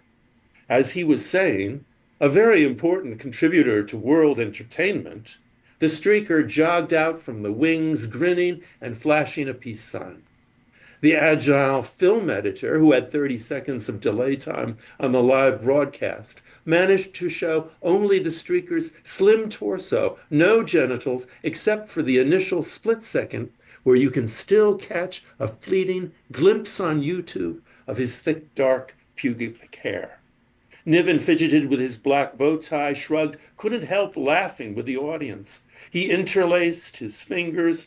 Well, ladies and gentlemen, that was almost bound to happen. But isn't it fascinating? The audience, which had momentarily quieted, began tittering again. Niven pulled at his left earlobe, formulating his famous impromptu line. Fascinating to think that probably the only laugh that man will ever get in his life is by stripping off and showing his shortcomings. The crowd exploded, started clapping. Niven smiled dryly in the English manner. Now, if I might continue with the introduction, And Elizabeth Taylor swept in, making her grand entrance, tanned in a low-cut yellow gown, gardenias in her hair, her earrings drooping loops of diamonds. She began, "That's a pretty hard act to follow." Living is a pretty hard act to follow.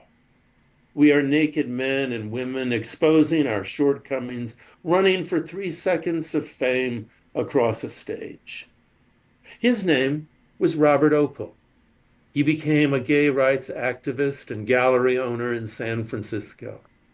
A year after Nixon resigned, he campaigned for president on a platform of complete disclosure. At his first press conference, he naturally appeared naked and said, "I've got nothing to hide." His campaign slogan was, "Not just another crooked dick." He was shot and killed in an attempted robbery by 2 men strung out on speed. As Gaynor sings it, they were high as a flag on the 4th of July. Our lives are corny. So much spilled grain. A single golden streak across a highway. Yeah, what a wonderful poem, Don, and great the humor there. We got to hear you sing too. That was a new poem, Streak, which you can find in Next Best American Poetry. Yeah. Well, it's been a pleasure having you on. Wonderful poems, great discussion, really enlightening and fun to talk to you. So much fun to talk with you, Tim. It was really great. Thank you. Thanks so much. Yeah, have a great night. Take care. Okay. Yeah, bye-bye all. That was Donald Platt. You can find his the book we were reading mostly from, Swansdown, at gridbooks.org. That's grid-books.org. That book was Swansdown. Find that book there. Find all of the other books you can from Don and enjoy them. Now we're going to take a quick break and go to our prompt lines.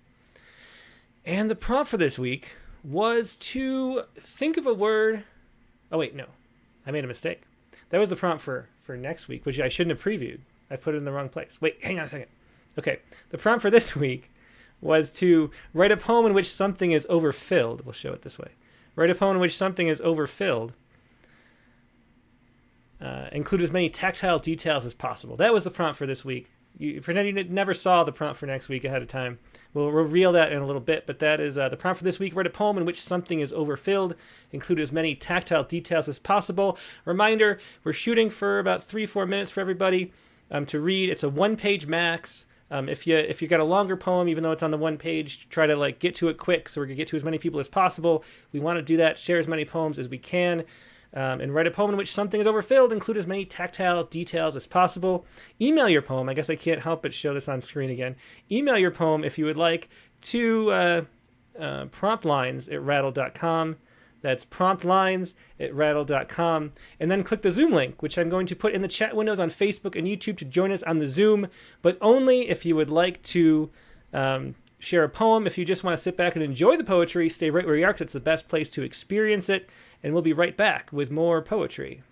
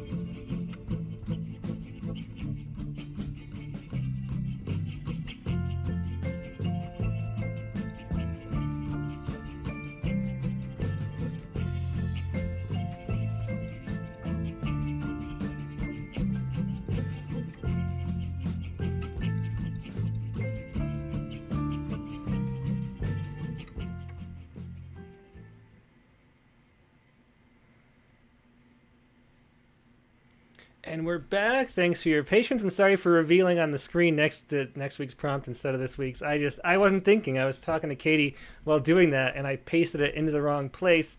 But Katie Dozier, our prompt poems editor, is here live from the Pacific University MFA Low Residency Program in Seaside, Oregon. Hey, Katie, how you doing? I am doing well. It is a little chilly here, and I'm getting used to that as a Floridian. Layers are apparently something people do. Yeah, we definitely layer. We have, especially in the Pacific Northwest, you got to have, prepare for all the wetness.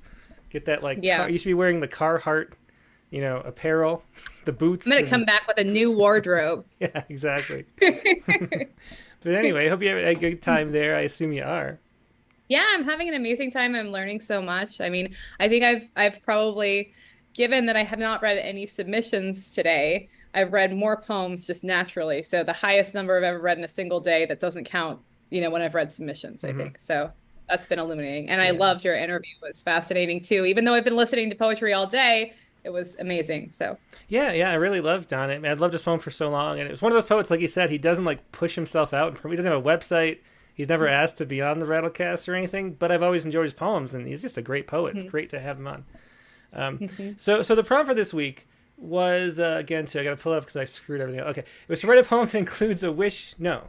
Wait, where are we? That was a couple of years ago. I think it's to write a poem in which something is overfilled. Yay! That's it, winner. Yeah. So how? What did you do to approach this topic? So I needed a flashlight because walking between the two areas is very dark. And so I went into a hardware store yesterday and I realized I had found the poem. And actually, this is the first time ever that I'm sharing a prompt poem that I've actually read before, which is the best way to saying I'm for sure going to mess up this reading. But there are these wonderful student readings here every night, and it's wonderful. Everyone gathers around, and it makes me wish we could all gather in person as the Rattlecast family because, I feel so close to so many of you too. So yeah, definitely. That makes it sound like it's going to be a really sweet poem, and it's not. So okay, well, let's hear it. Skeleton key. Anything is possible in a hardware store. Spray paint chirping on the shelf, cans full of everything I've ever meant to do, but never quite got around to. Their sides smoother than a pickup line. Here, it's as if nothing ever spills. Stickiness limited to the air, as if everything can be fixed with just a little bit of this. A cold metal washer warmed in my hands. Here, a whole aisle of screws behind a row planted with every kind of tube. But under all the fluorescence, browsing borders on feeling adolescent. The guilt of studying gears when I don't know how to turn them. Examining the orange helmets when I like hats to hug my head. When my life is not plastic, it's a knitted thread. Homing, I write my own receipt. Yeah, that's a great poem, that Skeleton Key. And it's such a good example of how, anything can be improved with a hyben. Because I think that it's a good poem on its own. And then you take it to a whole different place, kind of, with a hyben. So it's a really neat use of the form as a verse bun, as we call it. Well, thanks very much. Yeah, and I'm excited about my receipts here in Oregon because there's no state sales tax, which is really fun too. Yes. But you're not allowed to go there just to avoid the sales tax and buy stuff. No, you're not. I just had to get the flashlight. That was necessary. All right. So let's see. So my poem for this week was this, and I actually had it for the first time in a while. I had no looming deadlines. I was rushing it done. I had an afternoon where I could sit and enjoy poems, remind myself that I liked poetry by reading some great books, and then just writing a poem. So that was fun. In the old blue chair over here in the cabin in Wrightwood. And this is what I came up with. Let me see. This is called Invisible Hand. And we'll see the fires creep in a little bit here. Invisible Hand. While the fire shed its firebrands at the far end of the boulevard, the rain of golden sparks scattering over rooftops in a catastrophic wind, you pass the time playing with a fish in a wall-sized aquarium in the office lobby of a property firm. The clop of your footfalls cascading down the empty weekend halls, a whole school of blood-fin tetras following your shadow on the tempered glass like a recess game of tag. You don't tap that semi-solid sheet, but lifted your hand along its smooth surface toward the surface source of the water hovering just out of reach, and the whole of the fish moved to follow as if it were a common body of mirror ball flesh, an orchestra of silence conducted by communal need, your hand not holding food but holding the hope of the food that you aren't holding, the frozen brine shrimp floating in golden embers once a week that must seem like magic to the tetras when the aquarist lifts the hidden lid behind the false panel above the receptionist's desk and drops the world of hunger past the pacing oar of the silver arowana who would eat them one by one if it weren't always by the magic of this managed life sufficiently overfull. So that is Invisible Hand, my poem for this week. Starting to feel a little train poemy there, Tim. That's that was exciting. A little bit, yeah, it was one long sentence. Yeah. I just pushed as far as I could. So that was fun. I enjoyed it. Well, Katie, you're going to go to a MFA mixer, and then you're going to see Danusha Lemaris read, who was the first poet Dick saw on the Rattlecast, I remember, and she was a guest, I think it was like episode 46 maybe. She's got a new book out, I believe, that came out in September, so maybe we should have her back, actually. But you're going to go to that reading, and then there's another student reading, so you got a lot of stuff. I know you got to jet off, but it's great to see you. I will tell everybody else, because I already did, what the prompt for next week is going to be. Yeah, you already did. We already covered that, so no issue there. Thanks very much. All right. Well, thanks, Katie. Always great to see you. Yeah, have fun. Yeah, that was our associate editor and prompt poems editor, and my fiance, Katie Dozier. And now let's see what everybody else has to share. And let's go first to Dick Westheimer. Well, hi there. How are you doing? Hey, Dick. Yeah, good. Doing good. Great to see you. Yeah. Oh, well, I will repeat what everybody, I will say what everybody will repeat, which is what a lovely interview. It's really terrific. Yeah. I always love, you never know how people are going to be, and his poems are great, and he's great to learn from too. So that was really fun. Yeah, it was great fun. Well, I will jump right into my snow poem because it's about 2 minutes. I don't want to take up too much time. But there's something overflowing here. We'll see what it is. Okay. Some sunny Sundays we atheists find 3 ways to pray. Before Deb and I went out to ski, I mixed Stu's sourdough starter carefully, weighed all the ingredients to the gram in an old jam jar, and set it in the window to ferment. There'd been no snow for days, so our trails were slick, iced a bit. We were fast to the woods where we found coyotes had traced our tracks, scattered scat and left the air dumb with musk. Our skis made a sound like prayer as they quieted over the snow and the rhythm of deeply taken breaths. We cut a new path through the field. The wind riffled our ears, burned our cheeks. Back at the house, my fingers so numb, I plunged them in warm dishwater till they stung, and I sunk into a dishwashing reverie when suddenly that scent. I'd left the sourdough starter brewing in the sun. It smelled sweet and beery and a bit like sex. It had oozed over the lip of the jar, glutinous and gluey, onto the sill. I wet my hands and folded in flour, turned the shaggy dough until it responded to my touch the way I do to my love, ductile, able to be pulled thin without breaking. Deb and I shared the first slice, still oven warm, dipped in our best olive oil.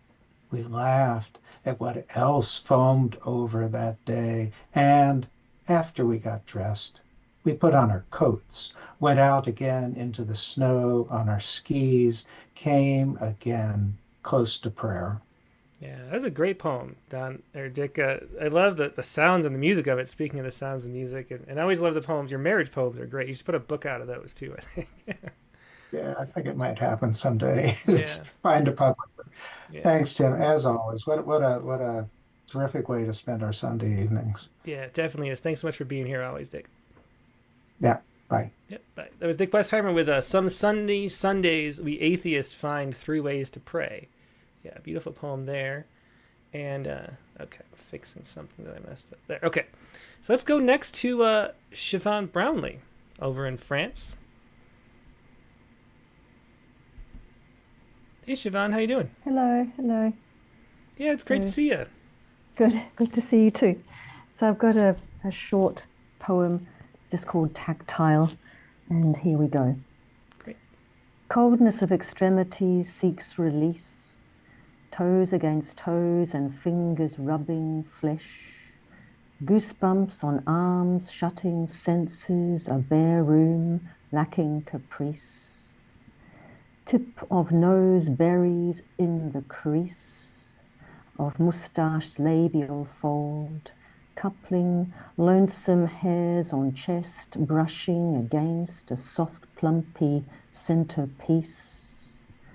Cars vroom in outside streets, at last entwined limbs bubbling with warmed essence that's drugging the duality of a pulsating fleece. In these moments we are overfilled with Klimt's sensuous craft to gild. Oh, beautiful. Yeah. Thank you. The reference is to this painting, which you can see on YouTube. It's the painter Gustav Klimt, and he uses gold leaf in this painting, and it's called Der Kuss, or The Kiss. Yeah, beautiful. That's one of my favorite paintings. Such a beautiful one, and a beautiful sonnet too, Siobhan. That was great. Okay. Thank you very much. Thanks so much. Thank you. Good night. Yeah, it was Siobhan Brownlee with Tactile, and an ekphrastic poem. I forgot to, or didn't get to, I guess, talking to about ekphrastic poetry with Don, but he writes a lot of ekphrastic poetry too. Let's go next to Christiana Doucette. Hello. Hey, Christiana, great to see you. Good to see you too. I have, I don't think it's super long, although I haven't timed it. Oh, that's right. I mean, eyeballing it's good. So that's fine. As long as it's like pretty good. It's good. I also had an overflowing baking poem, but it's not sourdough. Uh-huh. Interesting. Well, let's hear it.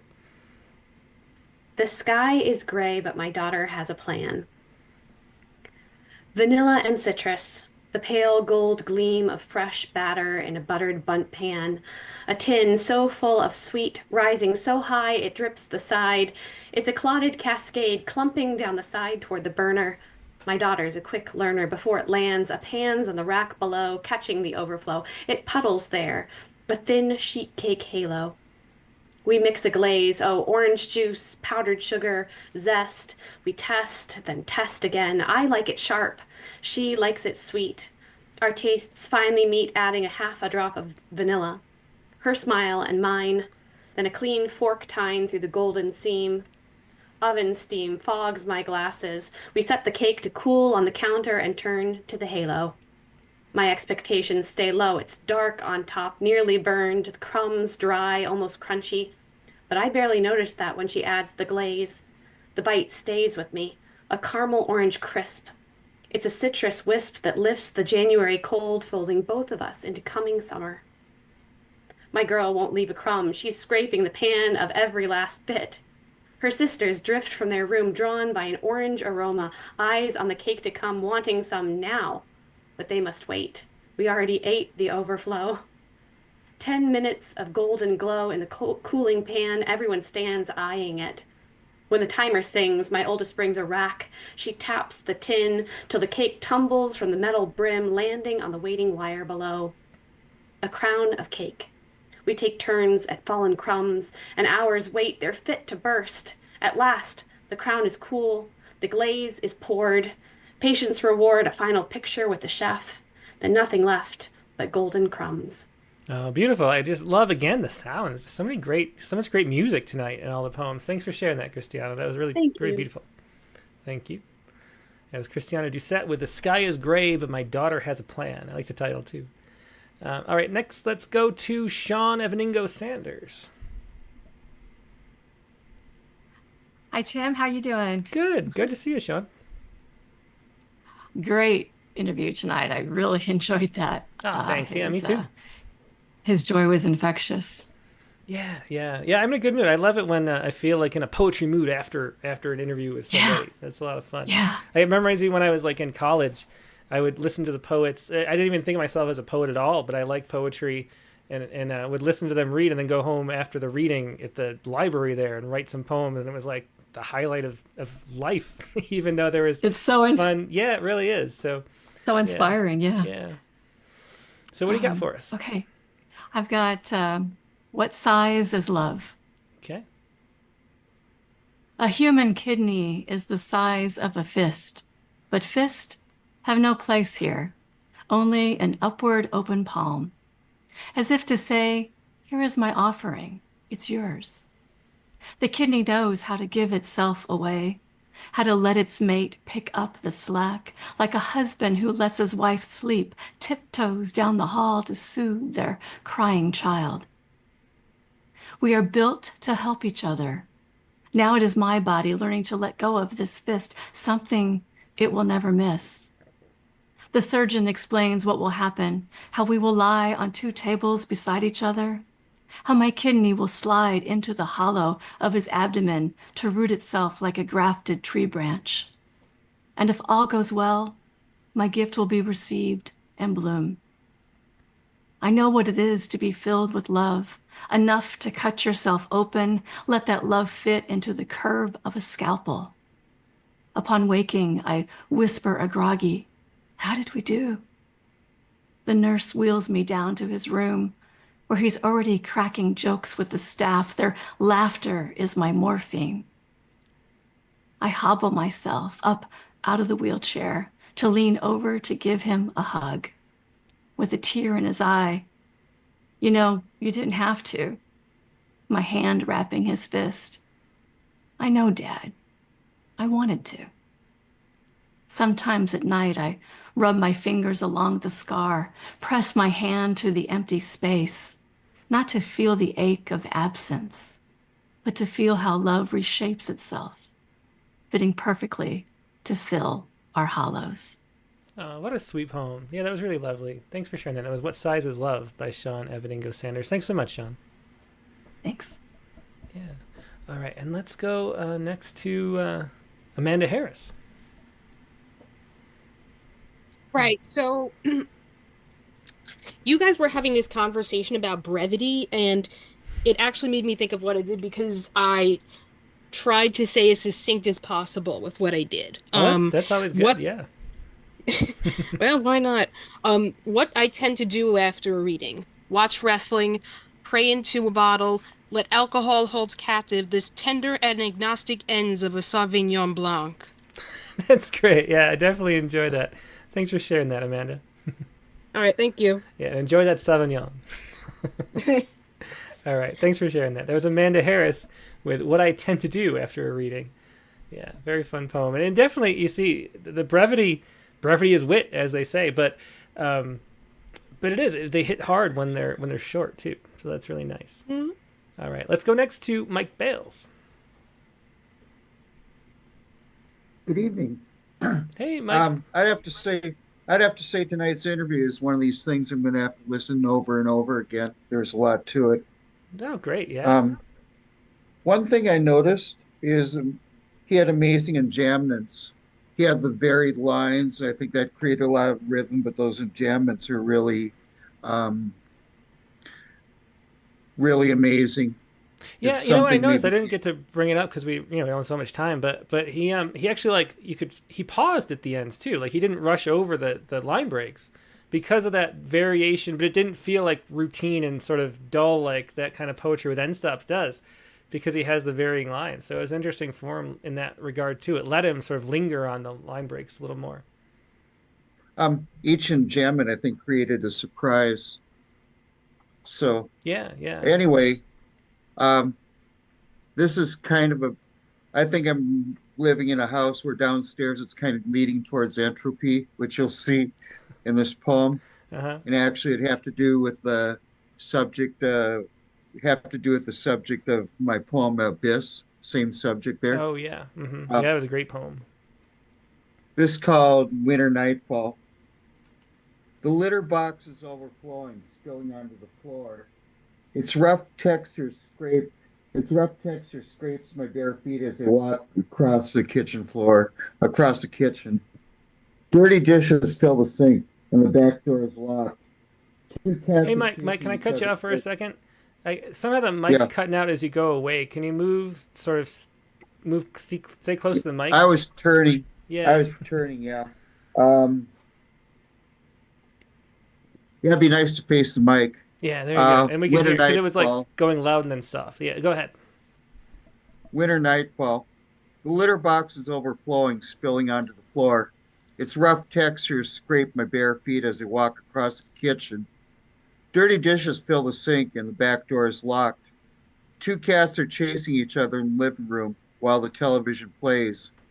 A guest on TED Talks paces the red carpet and says, "We're all made of stars." Another says he explores the cold, dark sea, while the roommate sleeps on the couch. One cat scratches at rough bark on a pole. I pet it and its fur is soft. The roommate mutters we live in a cold, dark world and other philosophies. He says the beatniks died after the 60s as I turn up the heat. Yeah, that's another great poem. I think a great topic, Mike, for you to be writing about, because you can feel the emotional searching in those poems for what's going on. Thanks for sharing that, Mike. Okay, thanks. Yeah, take care. There's Mike Bales with a Winter Nightfall. Next, let's go to Jeremy McKay. I believe you've been on before, Jeremy, right? But just not often? A few times. I'm not consistent. Yeah, there you go. Well, good to see you again. Yeah. Working on consistency. All right. So what do you have to share with us this week? So, well, where is it? I opened the wrong file. That's. Oh, there it is. So it's a short poem. It's called Hot Stuff. All right. Squish, wash, squish. Slop, slop, slop. Drops splattered across the dark wood floor. No place to hide. My cup is just too full. Oh, that's great. Another good use of the short form style. Thanks for sharing that, Jeremy. Thank you. Yeah, a good like mystery kind of builds up in that first half to resolve later. Yeah, thanks. So Jeremy McKay with Hot Stuff. And next we'll go to Audrey Friedman. Hi, Tim. Hey, Audrey. Great to see you. Good to be here. Hello, everybody. If you look behind me, you can appreciate this poem. All right. Well, it's a beautiful, for those listening, there's a lot of wonderful books in the background. There are. Looking for a book. The laminated particle board has cracked, is exposed in places, and beginning to dip where there is the least support. The shelves are taxed. Ashbery to Zagajewski, text and anthologies, journals, how to write a poem, analyze one, literary criticism. I have long ago run out of space, but can't release my books to an uncertain future. So I keep them stuck on top of what were once neat alphabetical rows. And everywhere. IKEA, your furniture sags, has been outgrown, like the pot of the ancient spider plant I was given as a sprout and dutifully nourished, until the plastic sides exploded from the pressure of the roots that needed freedom. Oh, that was great. A poem we could all relate to, Audrey. I mean, we got shelves of books. I mean, we just moved in Texas, and the number of books that the movers were just rolling their eyes as they carted book after book box. So definitely, but I'm impressed that you have them alphabetized. That is a project that I used to. Yeah. Well, ours are just like we'll search for 2 hours trying to find the book we're looking for. That's our technique. But maybe someday we'll get them organized. But thanks for sharing that. That was a really fun poem. Thank you. Yep. There's Audrey Friedman with Looking for a Book. Next, let's go to Nivedita. Hopefully we catch her while she's on the break. Hello. Hey, Nivi, great to see you. Hey, Tim. How are you doing? I'm doing great. Good to see you again. We missed you. A great poem last week. I think it was last week where you weren't here, but the poem was wonderful. It was the Shape Phantom, I think, last week. Yeah, I really enjoyed it. Thank you. So what do you have for us this week? The most prosaic overflowing ever. Milk overflowing, basically. Which is, I think, something we've all been guilty of while trying to boil milk on the stove top. So. Oh, definitely. Yeah. Overflow. The pot, too full to begin with, boils over, milk cresting the rim. A white wave collapsing onto the stove's dark metal. The hiss of contact, a sharp exhale. Steam curling into the faint scent of scorched sweetness. My hands, damp with suds, scramble for a towel. The fabric coarse against my palm. But it's too late. The puddle spreads, seeping warmth into the cold steel edges. Yeah. Great last line. Another poem we can all relate to. Overflow by Nividia. Thanks so much for sharing that, Nivi. Thank you, Tim. Have a good evening. Yep, you too. Have a great day. Thank you. Yeah, it was Nividia Karthik with Overflow. Next, we'll go to Jared Campbell, the last month Prompt Poet of the Month. Hey, Jared. How you doing tonight? Hello. I'm doing all right. How are you? I'm great. Yeah, looking forward to seeing what you got for us. What is it? So, feed. Remember when social media was about sandwiches? A high school classmate would post a picture of the sandwich he had for lunch with a caption like hashtag epic lunch. And I might have felt some envy or some peevish annoyance, a temptation to reply, this is not newsworthy. Or if all the stars aligned and I happened to be in a charitable mood, I might have felt some happiness, a recognition that although I couldn't feel the crunch of the toasted bread, the crispness of the bacon, the pickles snap, the tomatoes' soft, slippery juiciness, I don't need to go into detail. You've had sandwiches. Although I hadn't had this sandwich, someone I knew or used to know had. And you know what? Good for him. Social media was a daily reminder that someone was happy about something unremarkable and badly lit. But now my feed is people I don't know reminding me who to be angry at and who to be afraid of. And for years, I was waiting for everyone to get sick of fear and anger to say, oh my, I am so full, I couldn't have another bite. I'm going on a diet and take January off. Because I still think life is like sandwiches and that if you have too much of something, you'll get full. But anger's not a sandwich. If you get too angry, it makes you hungry for anger. And then you feed your anger and it makes you hungrier. And so on until the only people on social media I actually know are family members regurgitating opinions designed to make me angry. The human heart's capacity for anger is fathomless, I realize, just as I realize I haven't done anything tactile for, let's see, 20 lines? Okay, here I go. I'm going to observe my breath. I'm touching my keyboard. I'm touching the keys, and yeah, I feel nothing. Well, that was great. Really captures the reason I don't use social media much anymore myself. What was that line? Anger is not a sandwich. Yeah, it is just so true. I mean, if you follow me on Twitter or Facebook, all I do now is post the poem every week, pretty much. I'm tired of ignorant outrage. Is all we get. But anyway, thanks so much for sharing that, Jared. There's a really good characterization of that in Feed. Thanks. All right, thank you. Yep, it was Jared Campbell with Feed. Next, let's go to Nate Jacob. Hey, Tim. Hey, Nate. Great to see you. Yeah.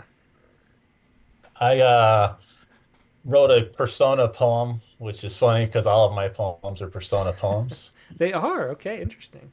They are. This one is in the persona of my father about 40 years ago, who was convinced that you'd find a way to live forever. Interesting. And who ironically died young with a drawer full of medicines that couldn't quite work out. No, I'm sorry to hear that. No, it's fine. It's a long time ago. Yeah. This is titled Failed Oil Derrick. It has come to this, middle-aged and prostrate at the brimstone edge of a Wyoming RV park's hot springs pool complex along Highway 20. A peeling roadside sign pointing the weary and the lost just down the drive into Sacagawea's fountain of youth. And I will lend credence to any odd promise of eternities ever after, and more, and more. And while the retirees watch from safe distances, from the warm middle and the cooler far pools, I dip my grandfather's World War I canteen into the hottest end of the slime slick pool, slurp the sulfur air in desperate dry gulps, the mineral waters burning, then coating my throat, bulging my belly, and I am overly full, heavy, with the doubts of the aged creeping in. But the promise of youth and lust and vim press the canteen below the surface again, hold it still in the stinging simmer until bubbles stop glopping from the spout, and I drink again, the madness running down my chin, past my sternum and my belly button, soaking the waistband of my khakis down and down into my sneakers. And I am young enough to look about me, feel the shame of a lifelong cheat found out, the urge to run and hide in the latrine. But I am still older than I wish to be, soaked and getting older, and the water smells terrible, and the pool I drink from is full of old women, older men. This unfiltered pursuit of forever will never, ever end. Yeah, great poem. It really takes off in the voice of the persona, through the poem and toward the end. Great poem, Nate. Thanks for sharing that. Thank you. Yeah. That was a Nate Jacob with a failed oil derrick. And next we will go to Brian O'Sullivan. Hi, Tim. Hey, Brian. Good to see you. Yeah, it's great to be here. I should actually be doing my syllabi, but it's much better to be here. Did school start? Very When good is to it? be How much of a winter break did you have? It starts tomorrow. Since week before Christmas. It's an early start. Anyway, glad to be here. So I have something called a pantheist enthusiasm Interesting. Okay. to a skeptical naturalist. The world is overstuffed with divinity, like a fruitcake with raisins or a Porsche with horsepower. You approach the subject with timidity, like a wary ant climbing a spindly flower, or like a survivor of Babel approaching another tower. But a host of golden daffodils or a teardrop falling gently from your mother's eye will remind you that the whole world's filled with tenderness and wonder, like a poem's full of rhyme and overstuffed with similes. What we can see is just a tease, like a jingly wind chime heralding zephyr, light and color token all the physical wonders we cannot see, the million cells splitting in your body, the rings concealed within a tree. These are not mere flags of transcendent spirit, but are true gems of corporeality, sacred in their own right. This creed's been outworn since Wordsworth, but it has a certain plausibility on the river at Church Point while the day is a-borning. That's great. Yeah, I love that. What does aborning mean? That's a word that I don't know. Oh, like being born, coming into being. Oh, gotcha. Okay. Yeah, beautiful poem. Pantheist enthusiasm. I like the irony of that. Thanks for sharing that, Brian. Thank you. Yeah, Brian O'Sullivan with a pantheist enthusiasm. Next, let's go to a first-time caller. Prana is here. Prana Mando. Yes. Hello. Hey, Prana. Great to see you. Where are you calling from? I'm on the island of Hawaii. Oh, wonderful. Yeah, well, it's a much better time zone shift for you than it is in England. I guess so. I was very confused about the times and then happy when it turned out how it is. Oh, well, that's wonderful. So yeah, glad you could join us. What do you have to share? I have on a prompt, and I don't usually do prompt poems, so this is new. House of Wasps. Nice. And okay. it's also my first guzzle. Oh, So great. it's a short one. Yeah, Okay. here we go. House of Wasps. O sister, earth, O body of bloom browsing wasps. O ancients, oak trees, are you here, housing of wasps? Tamed valleys burn wild as stars. Your forest corpses burst. Beams and joists hold smoke, avoid once drowsing wasps. Your body is an itch of fire. Your inner skin is pierced, tattooed by zillions of carousing wasps. Love, all that you have raged against is violence. You try to shed your skin, hive, husk, by sousing wasps. I tell you, live or die. You know the scorch of wind, of loss. Will body mind aright, arousing wasps? Oh, that was wonderful. Yeah, great use of the guzzle form with every element really put in there excellently. Thanks for sharing that. It's surprising it's your first. Me too. I'm surprised that I could do it. Well, I'm glad you Thank did. you Thanks so so much for sharing this. Hope you come back again soon. Yeah, I appreciate it. That was a great poem. I would like to. Thank you. Yeah, great. Yeah, that was Prana Mando with House of Wasps from Hawaii. Yeah, great. All right, next let's go to Chelsea McClellan.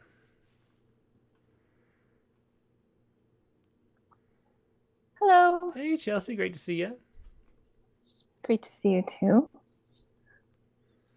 Oh, it looks like you've got a formal poem too. I do, sort of. All right, I'll just read it. Okay. My poem's called Forgiveness is Sometimes Like.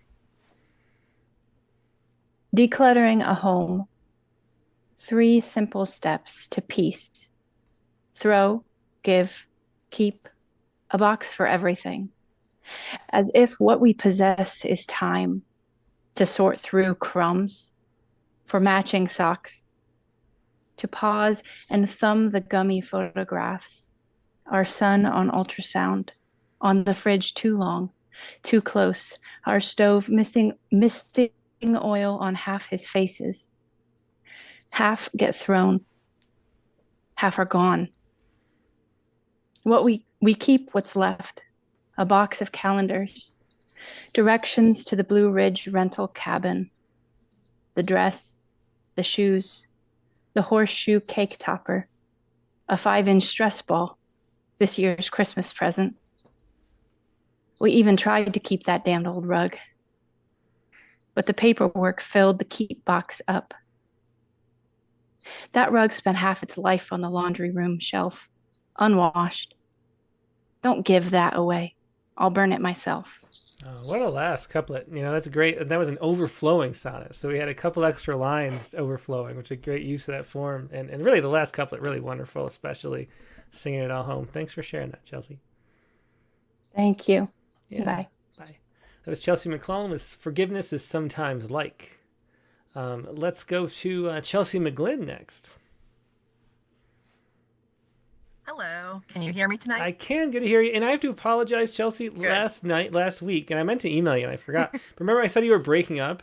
It was me that was breaking up. It was a weird thing that was having, and because you had the mic problem at the beginning, I assumed it was that, but it was my fault. Blamed it on me.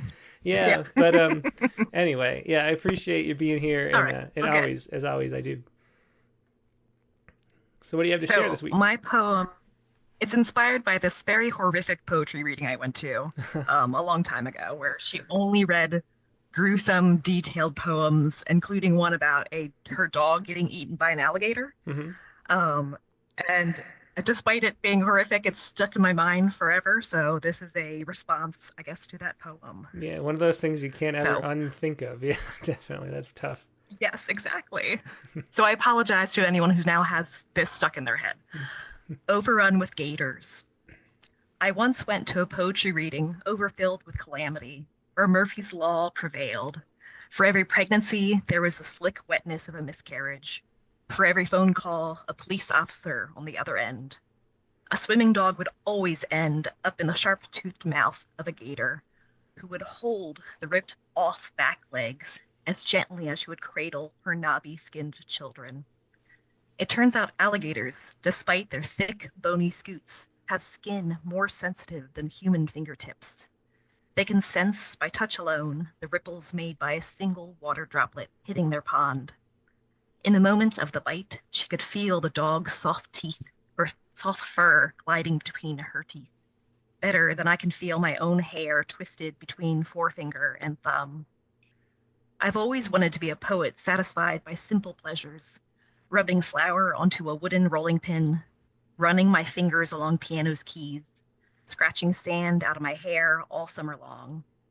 But with each word plunked down, ripples propagate across the page, and below the surface, a gator stirs. Oh, that was wonderful. I love all the sensory details you put in. We haven't talked much about that aspect of the prompt, but that was great. And then having the alligators being able to feel it. I love when I learn facts I didn't know from poems too. So that's really fun. I know. Fascinating. All right. Thank you. Well, wonderful. Thanks so much for sharing that, Chelsea. It was Chelsea McGlynn with Overrun with Alligators. Next, let's go to Tina Denniclaw. Hi, Tim. Hey, Tina. Great to see you. Good to see you too. Thank you. So last week, Willie mentioned that he turned his opportunity for Rattle into an opportunity for his students and his colleagues, reminding me how gratifying it is to help students meet their goals. And then Sharon Ferranti put up a post of, I'm not sure how to say his name, Taylor Milo? Oh, Taylor Molly. Yeah, he was a guest on Rattlecast. I think around 50. It was a bit ago, but he's a great slam poet. He's got that "What Teachers Make" poem, which is sort of one of the most famous poets or poems of the 21st century for sure. His last line is just great. So, anyway, he motivated me to speak up. Otherwise, I probably wouldn't be talking about this. At any rate, it's very lightweight. It's not as lyrical as everybody's. Oh, don't say that. Let's. Oh no, it's true. Okay, I'm like, how am I going to read this now? Okay, unexpected breakfast. Okay. Just don't bring styrofoam. Every semester, new students ask me to continue the tradition of bringing breakfast foods to our early morning conference section. Organize it yourselves and don't hurt the planet. Then it's fine with me. Donuts and pastries and muffins were common, with coffee or tea and maybe juice. Sometimes senorita bread or mooncakes. Students arrived early to set up and walk through the breakfast line. Then each would retreat to their own seat and nosh away the topic of the day. Once, on the last day of class, the students pushed 2 long tables side by side into almost a square. They brought boxes of cereal, bowls and spoons, milk and juice. I entered the room and my eyes smiled first. The students greeted me, so proud of their gift. We sat together around the table like a large family, reaching past each other to grab a box and pour more cereal, passing the juice, buzzing with chatter, open hearts all. The course coordinator walked in the door with a slip for me. She scrunched her nose and curled her lip, confused, then exited to recheck the room number. She returned, eyes searching, but she could not pick me out from the breakfast crowd. I raised my hand for her. She made her way to my side of the table, handed me the note, and said nothing. Yes, we were late starting our discussion. We were busy making memories, capturing our oneness before we scattered like billiard balls into new conference sections. Oh, that was great. Yeah, I love that metaphor at the end, and a great story. Yeah, I didn't realize you were a teacher, Tina. So I'm actually a full professor. Who would guess? In the School of Pharmacy. And I love teaching. My students are one of the best parts of my life. Oh, that's really cool. I knew you were in something science related, but I didn't realize you were teaching. Yeah. And my husband keeps my brain in the science part. But yeah. Well, that's great. Thanks so much for sharing that story in the poem, Tina. That was wonderful. You're welcome. Thank you. Okay. It was Tina Dennettclaw with an unexpected breakfast. And next, let's go to Laura Berg. Hello.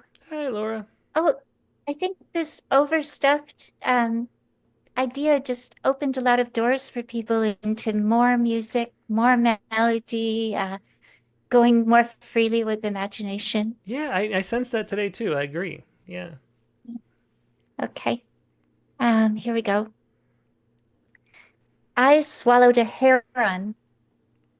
Now this night heron keeps watch inside me with his copper eyes, even while I sleep. His torso pushes against my ribs, wanting out. Heavy spotted wings edge against my blades from underneath, but my skin won't split. In daytime, he makes me stand straighter, and I brush one tuft of my hair high to resemble a crest. We don't both fit in one body, and I should have thought of this, but the desire to lift off overcame. So here he hunches, cloaked, balanced on a right leg tucked in mine, the left now feeling feather light. The sky bears down like gray wings folding. He must long to dip his beak in the cove where I found him, choose wriggly fish, but the water of me is locked in veins and cells. He had real business in his world. Now he is trapped in mine. I flap my arms, as I meant for us to be aloft, and even if I regret what I did, the fantastical still might happen. Oh, that was such a wonderful, surreal story. I swallowed a heron. Thanks so much for sharing that, Laura. Really, really fun to read. Yeah. Thank you. Yeah, Laura Berg with I Swallowed a Heron. Yeah, so much imagination in that one. All right, let's see. Next, we will go to Mary Lisa D. Diminishes.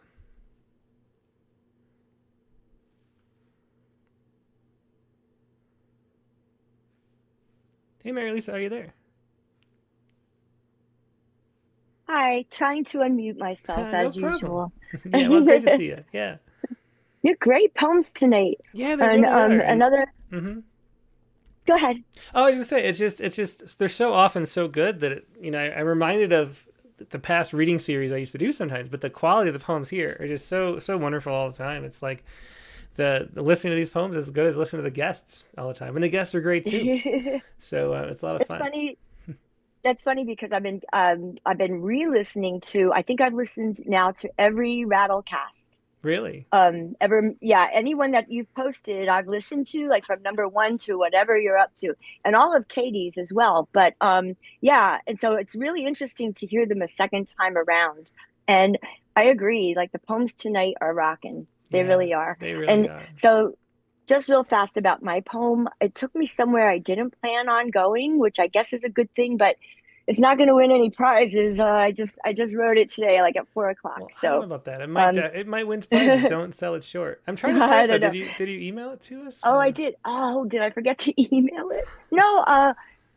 I may have forgotten to email it. Do you want me to do that real quick? Yeah. Why don't we do that, and then we'll jump over to Hemet next, and then okay. And then we'll I changed the file, and then I forgot to.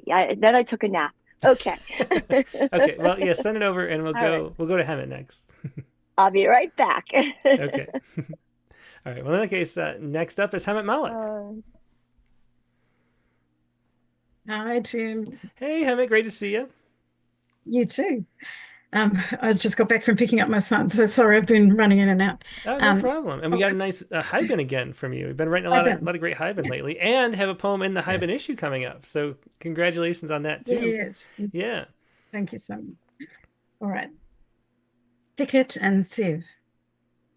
My bloated brain is dropping things. Words. My colleague's name as she greets me. The vessel that boils water I want you to switch on.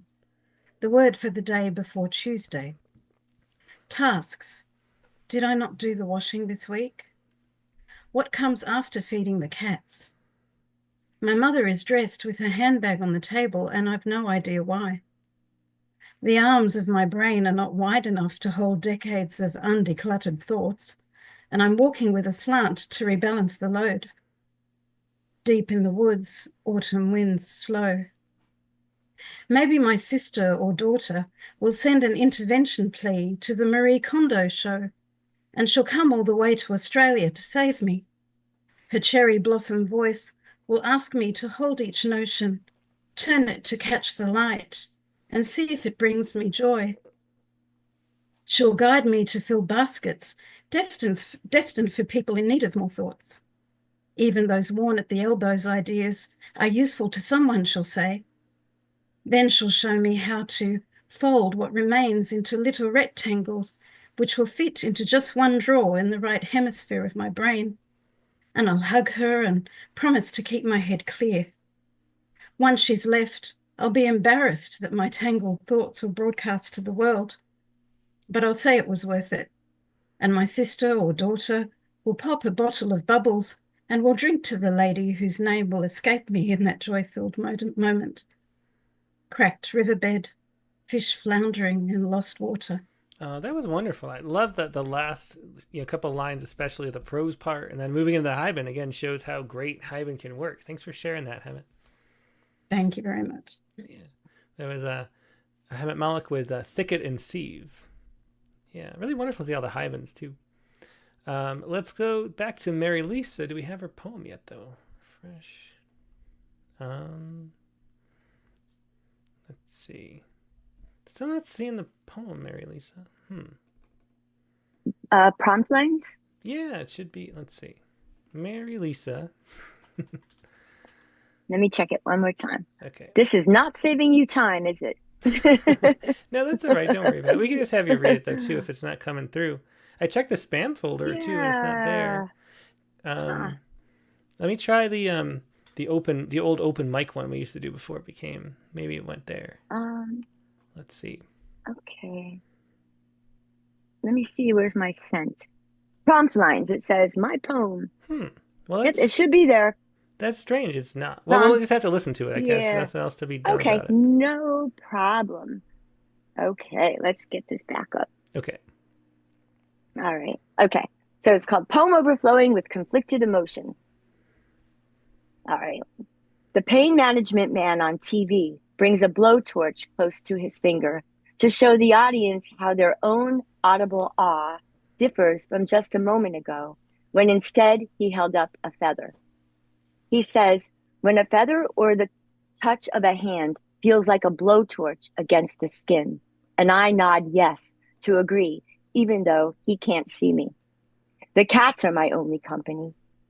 They're young, so don't know my body once moved quick and as effortlessly as their bodies. But I remember when I was felt in my skin, and I remember sweaty sex, slippery beneath my friend, and then in one swift motion flipping, so his body was beneath mine without us becoming undone. And I miss his softest, almost not touching touch, sometimes tickling, and his squishy, yummy kisses to my lips and nape of neck. But pain management man doesn't know how to prevent or cure the pain I curse that keeps me from my friend. He can only name the nerves and cells creating the pain and says, when pain isn't a warning, it's a learning system for survival, that sometimes the body can't forget a thing it's already learned. So I try to teach my body my brain is lying. I try to trick my brain into believing my body is healed. I have good days. Then my desire to garden is stronger than my desire to be beneath my friend. So when he calls wanting to see me, I tell him no. I want to put my bones to other use. I want to use my body to tend to the peach tree and lavender gardens. I want to use my body to explore geographies not my own, not other bodies. I want to use my body to swim in the tiny bit of ocean that's calm enough I won't be pulled in and tossed to the undertow. I want to use my body, and I want to be the only one using my body, even as I long for the touch of my friend. Oh, that's a wonderful one. I love the bones. I can't remember the line because I can't see it, but the line about wanting to have another use for your bones. That's a really interesting way to think about things, and the whole poem comes through really strongly. Thanks for sharing that, Mary Lisa. Oh, thank you. It seemed to be also a little bit of a topic tonight, our bodies. Yeah, and, it definitely did. Yeah. And the poem just came, so it was a slow release of the poem, but we got it. Yeah. So, anyway, yeah, thanks so much for sharing that. Good night, everybody. Okay, good night. It was Mary Lisa D. Diminishes with Poem Overflowing with Conflicted Emotion. I like the title a lot, too. All right. Let's see. That's it for the Zoom. Teddy Guevara's got a poem. And as always, he's got this one is a photograph of a mural. And we'll look at it right here. It's a girl on the side of a house. It's a mural of a girl sleeping in a kind of pattern where the bed sheets match her dress, I guess you could say. Let's see what the poem is. Velcro is the poem.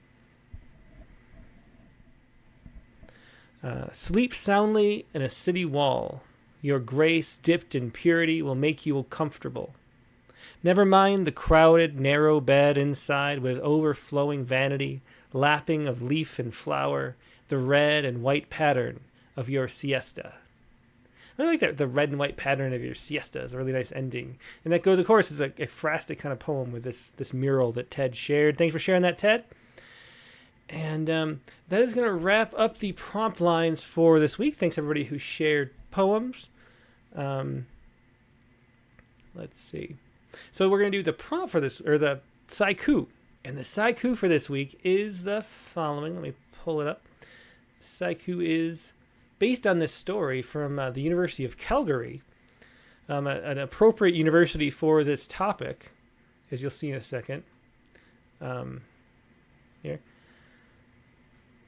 What is that? You Calgary scientists explain white patch that appears near northern lights. And so what's interesting is that, so there's some colors and detail of the northern lights that we couldn't see until this new era of cameras that are so sensitive. And so looking at these pictures of the aurora borealis, people notice, and you can see it in the photo here, this like tail of white light. And so the scientists here in a paper in Nature were investigating what that actually was. And it's a little different from, there was something called a Steven? I think the acronym was a Steven, just some kind of, ion, a strong thermal emission velocity enhancement. It's not a Steven, though, as they looked up. It's something else that has to do with heat transfer about 45 miles up in the atmosphere, I guess. But a very interesting part of the aurora. The aurora is more complicated than we had assumed, I guess, is the point of that paper. So that was interesting to look at. I've never really seen the aurora myself, living in upstate New York as a kid. It didn't really come down enough for her to see it, but nowadays maybe we could have. So anyway, that is the article. And the Sciku that's inspired is this. Afterglow, all that can't be seen in a camera. Afterglow, all that can't be seen in a camera. That is your Sciku for this week, and that is the show for this week. Thanks, everybody, for being here. As you already saw, due to my mistake, the prompt for next week is going to be this. Think of a word that transports you back to childhood, and give the poem that title. So think of a word, that transports you back to childhood, and give the poem that title. So we're interesting to see. It's always fun to see these kind of memory jog things and what comes up for people, because we are a nice community here, and it's nice to see where we go with what our favorites are, what our childhoods were like, things like that. So that's going to be a lot of fun. That's going to be the prompt for this week, where the title is the word that makes you go back to childhood. All right. And the guest for this week is going to be Denise Duhamel. So as most of you are probably print subscribers, Denise's chapbook, In Which, was one of the Rattle Chapbook Prize winners last year, which came with your winter issue of Rattle. That's a poem in which she imagines other alternative lives of things that could happen to her, a really imaginative, fun collection by a fun, imaginative poet, Denise Duhamel, who's so well known, of course. And she's going to be on. She was the guest previously, kind of early on in the Rattlecast. She's going to be a guest again to talk about In Which, her most recent book that just came out. That's Sunday, January 19th. If you've read the book, bring some questions for her that you might have. That might be a good use of the fact that you've read the book already. And we'll enjoy talking to Denise. She's always a lot of fun. That's Sunday, January 19th. The prompt, once again, think of a word that transports you back to childhood and give the poem that title. That's Rattlecast 277, Sunday, January 19th, regular time, 8 p.m. Eastern, 5 p.m. Pacific. Hope to see you there. Hope you have a great week. In the meantime, we'll talk to you later. Good night.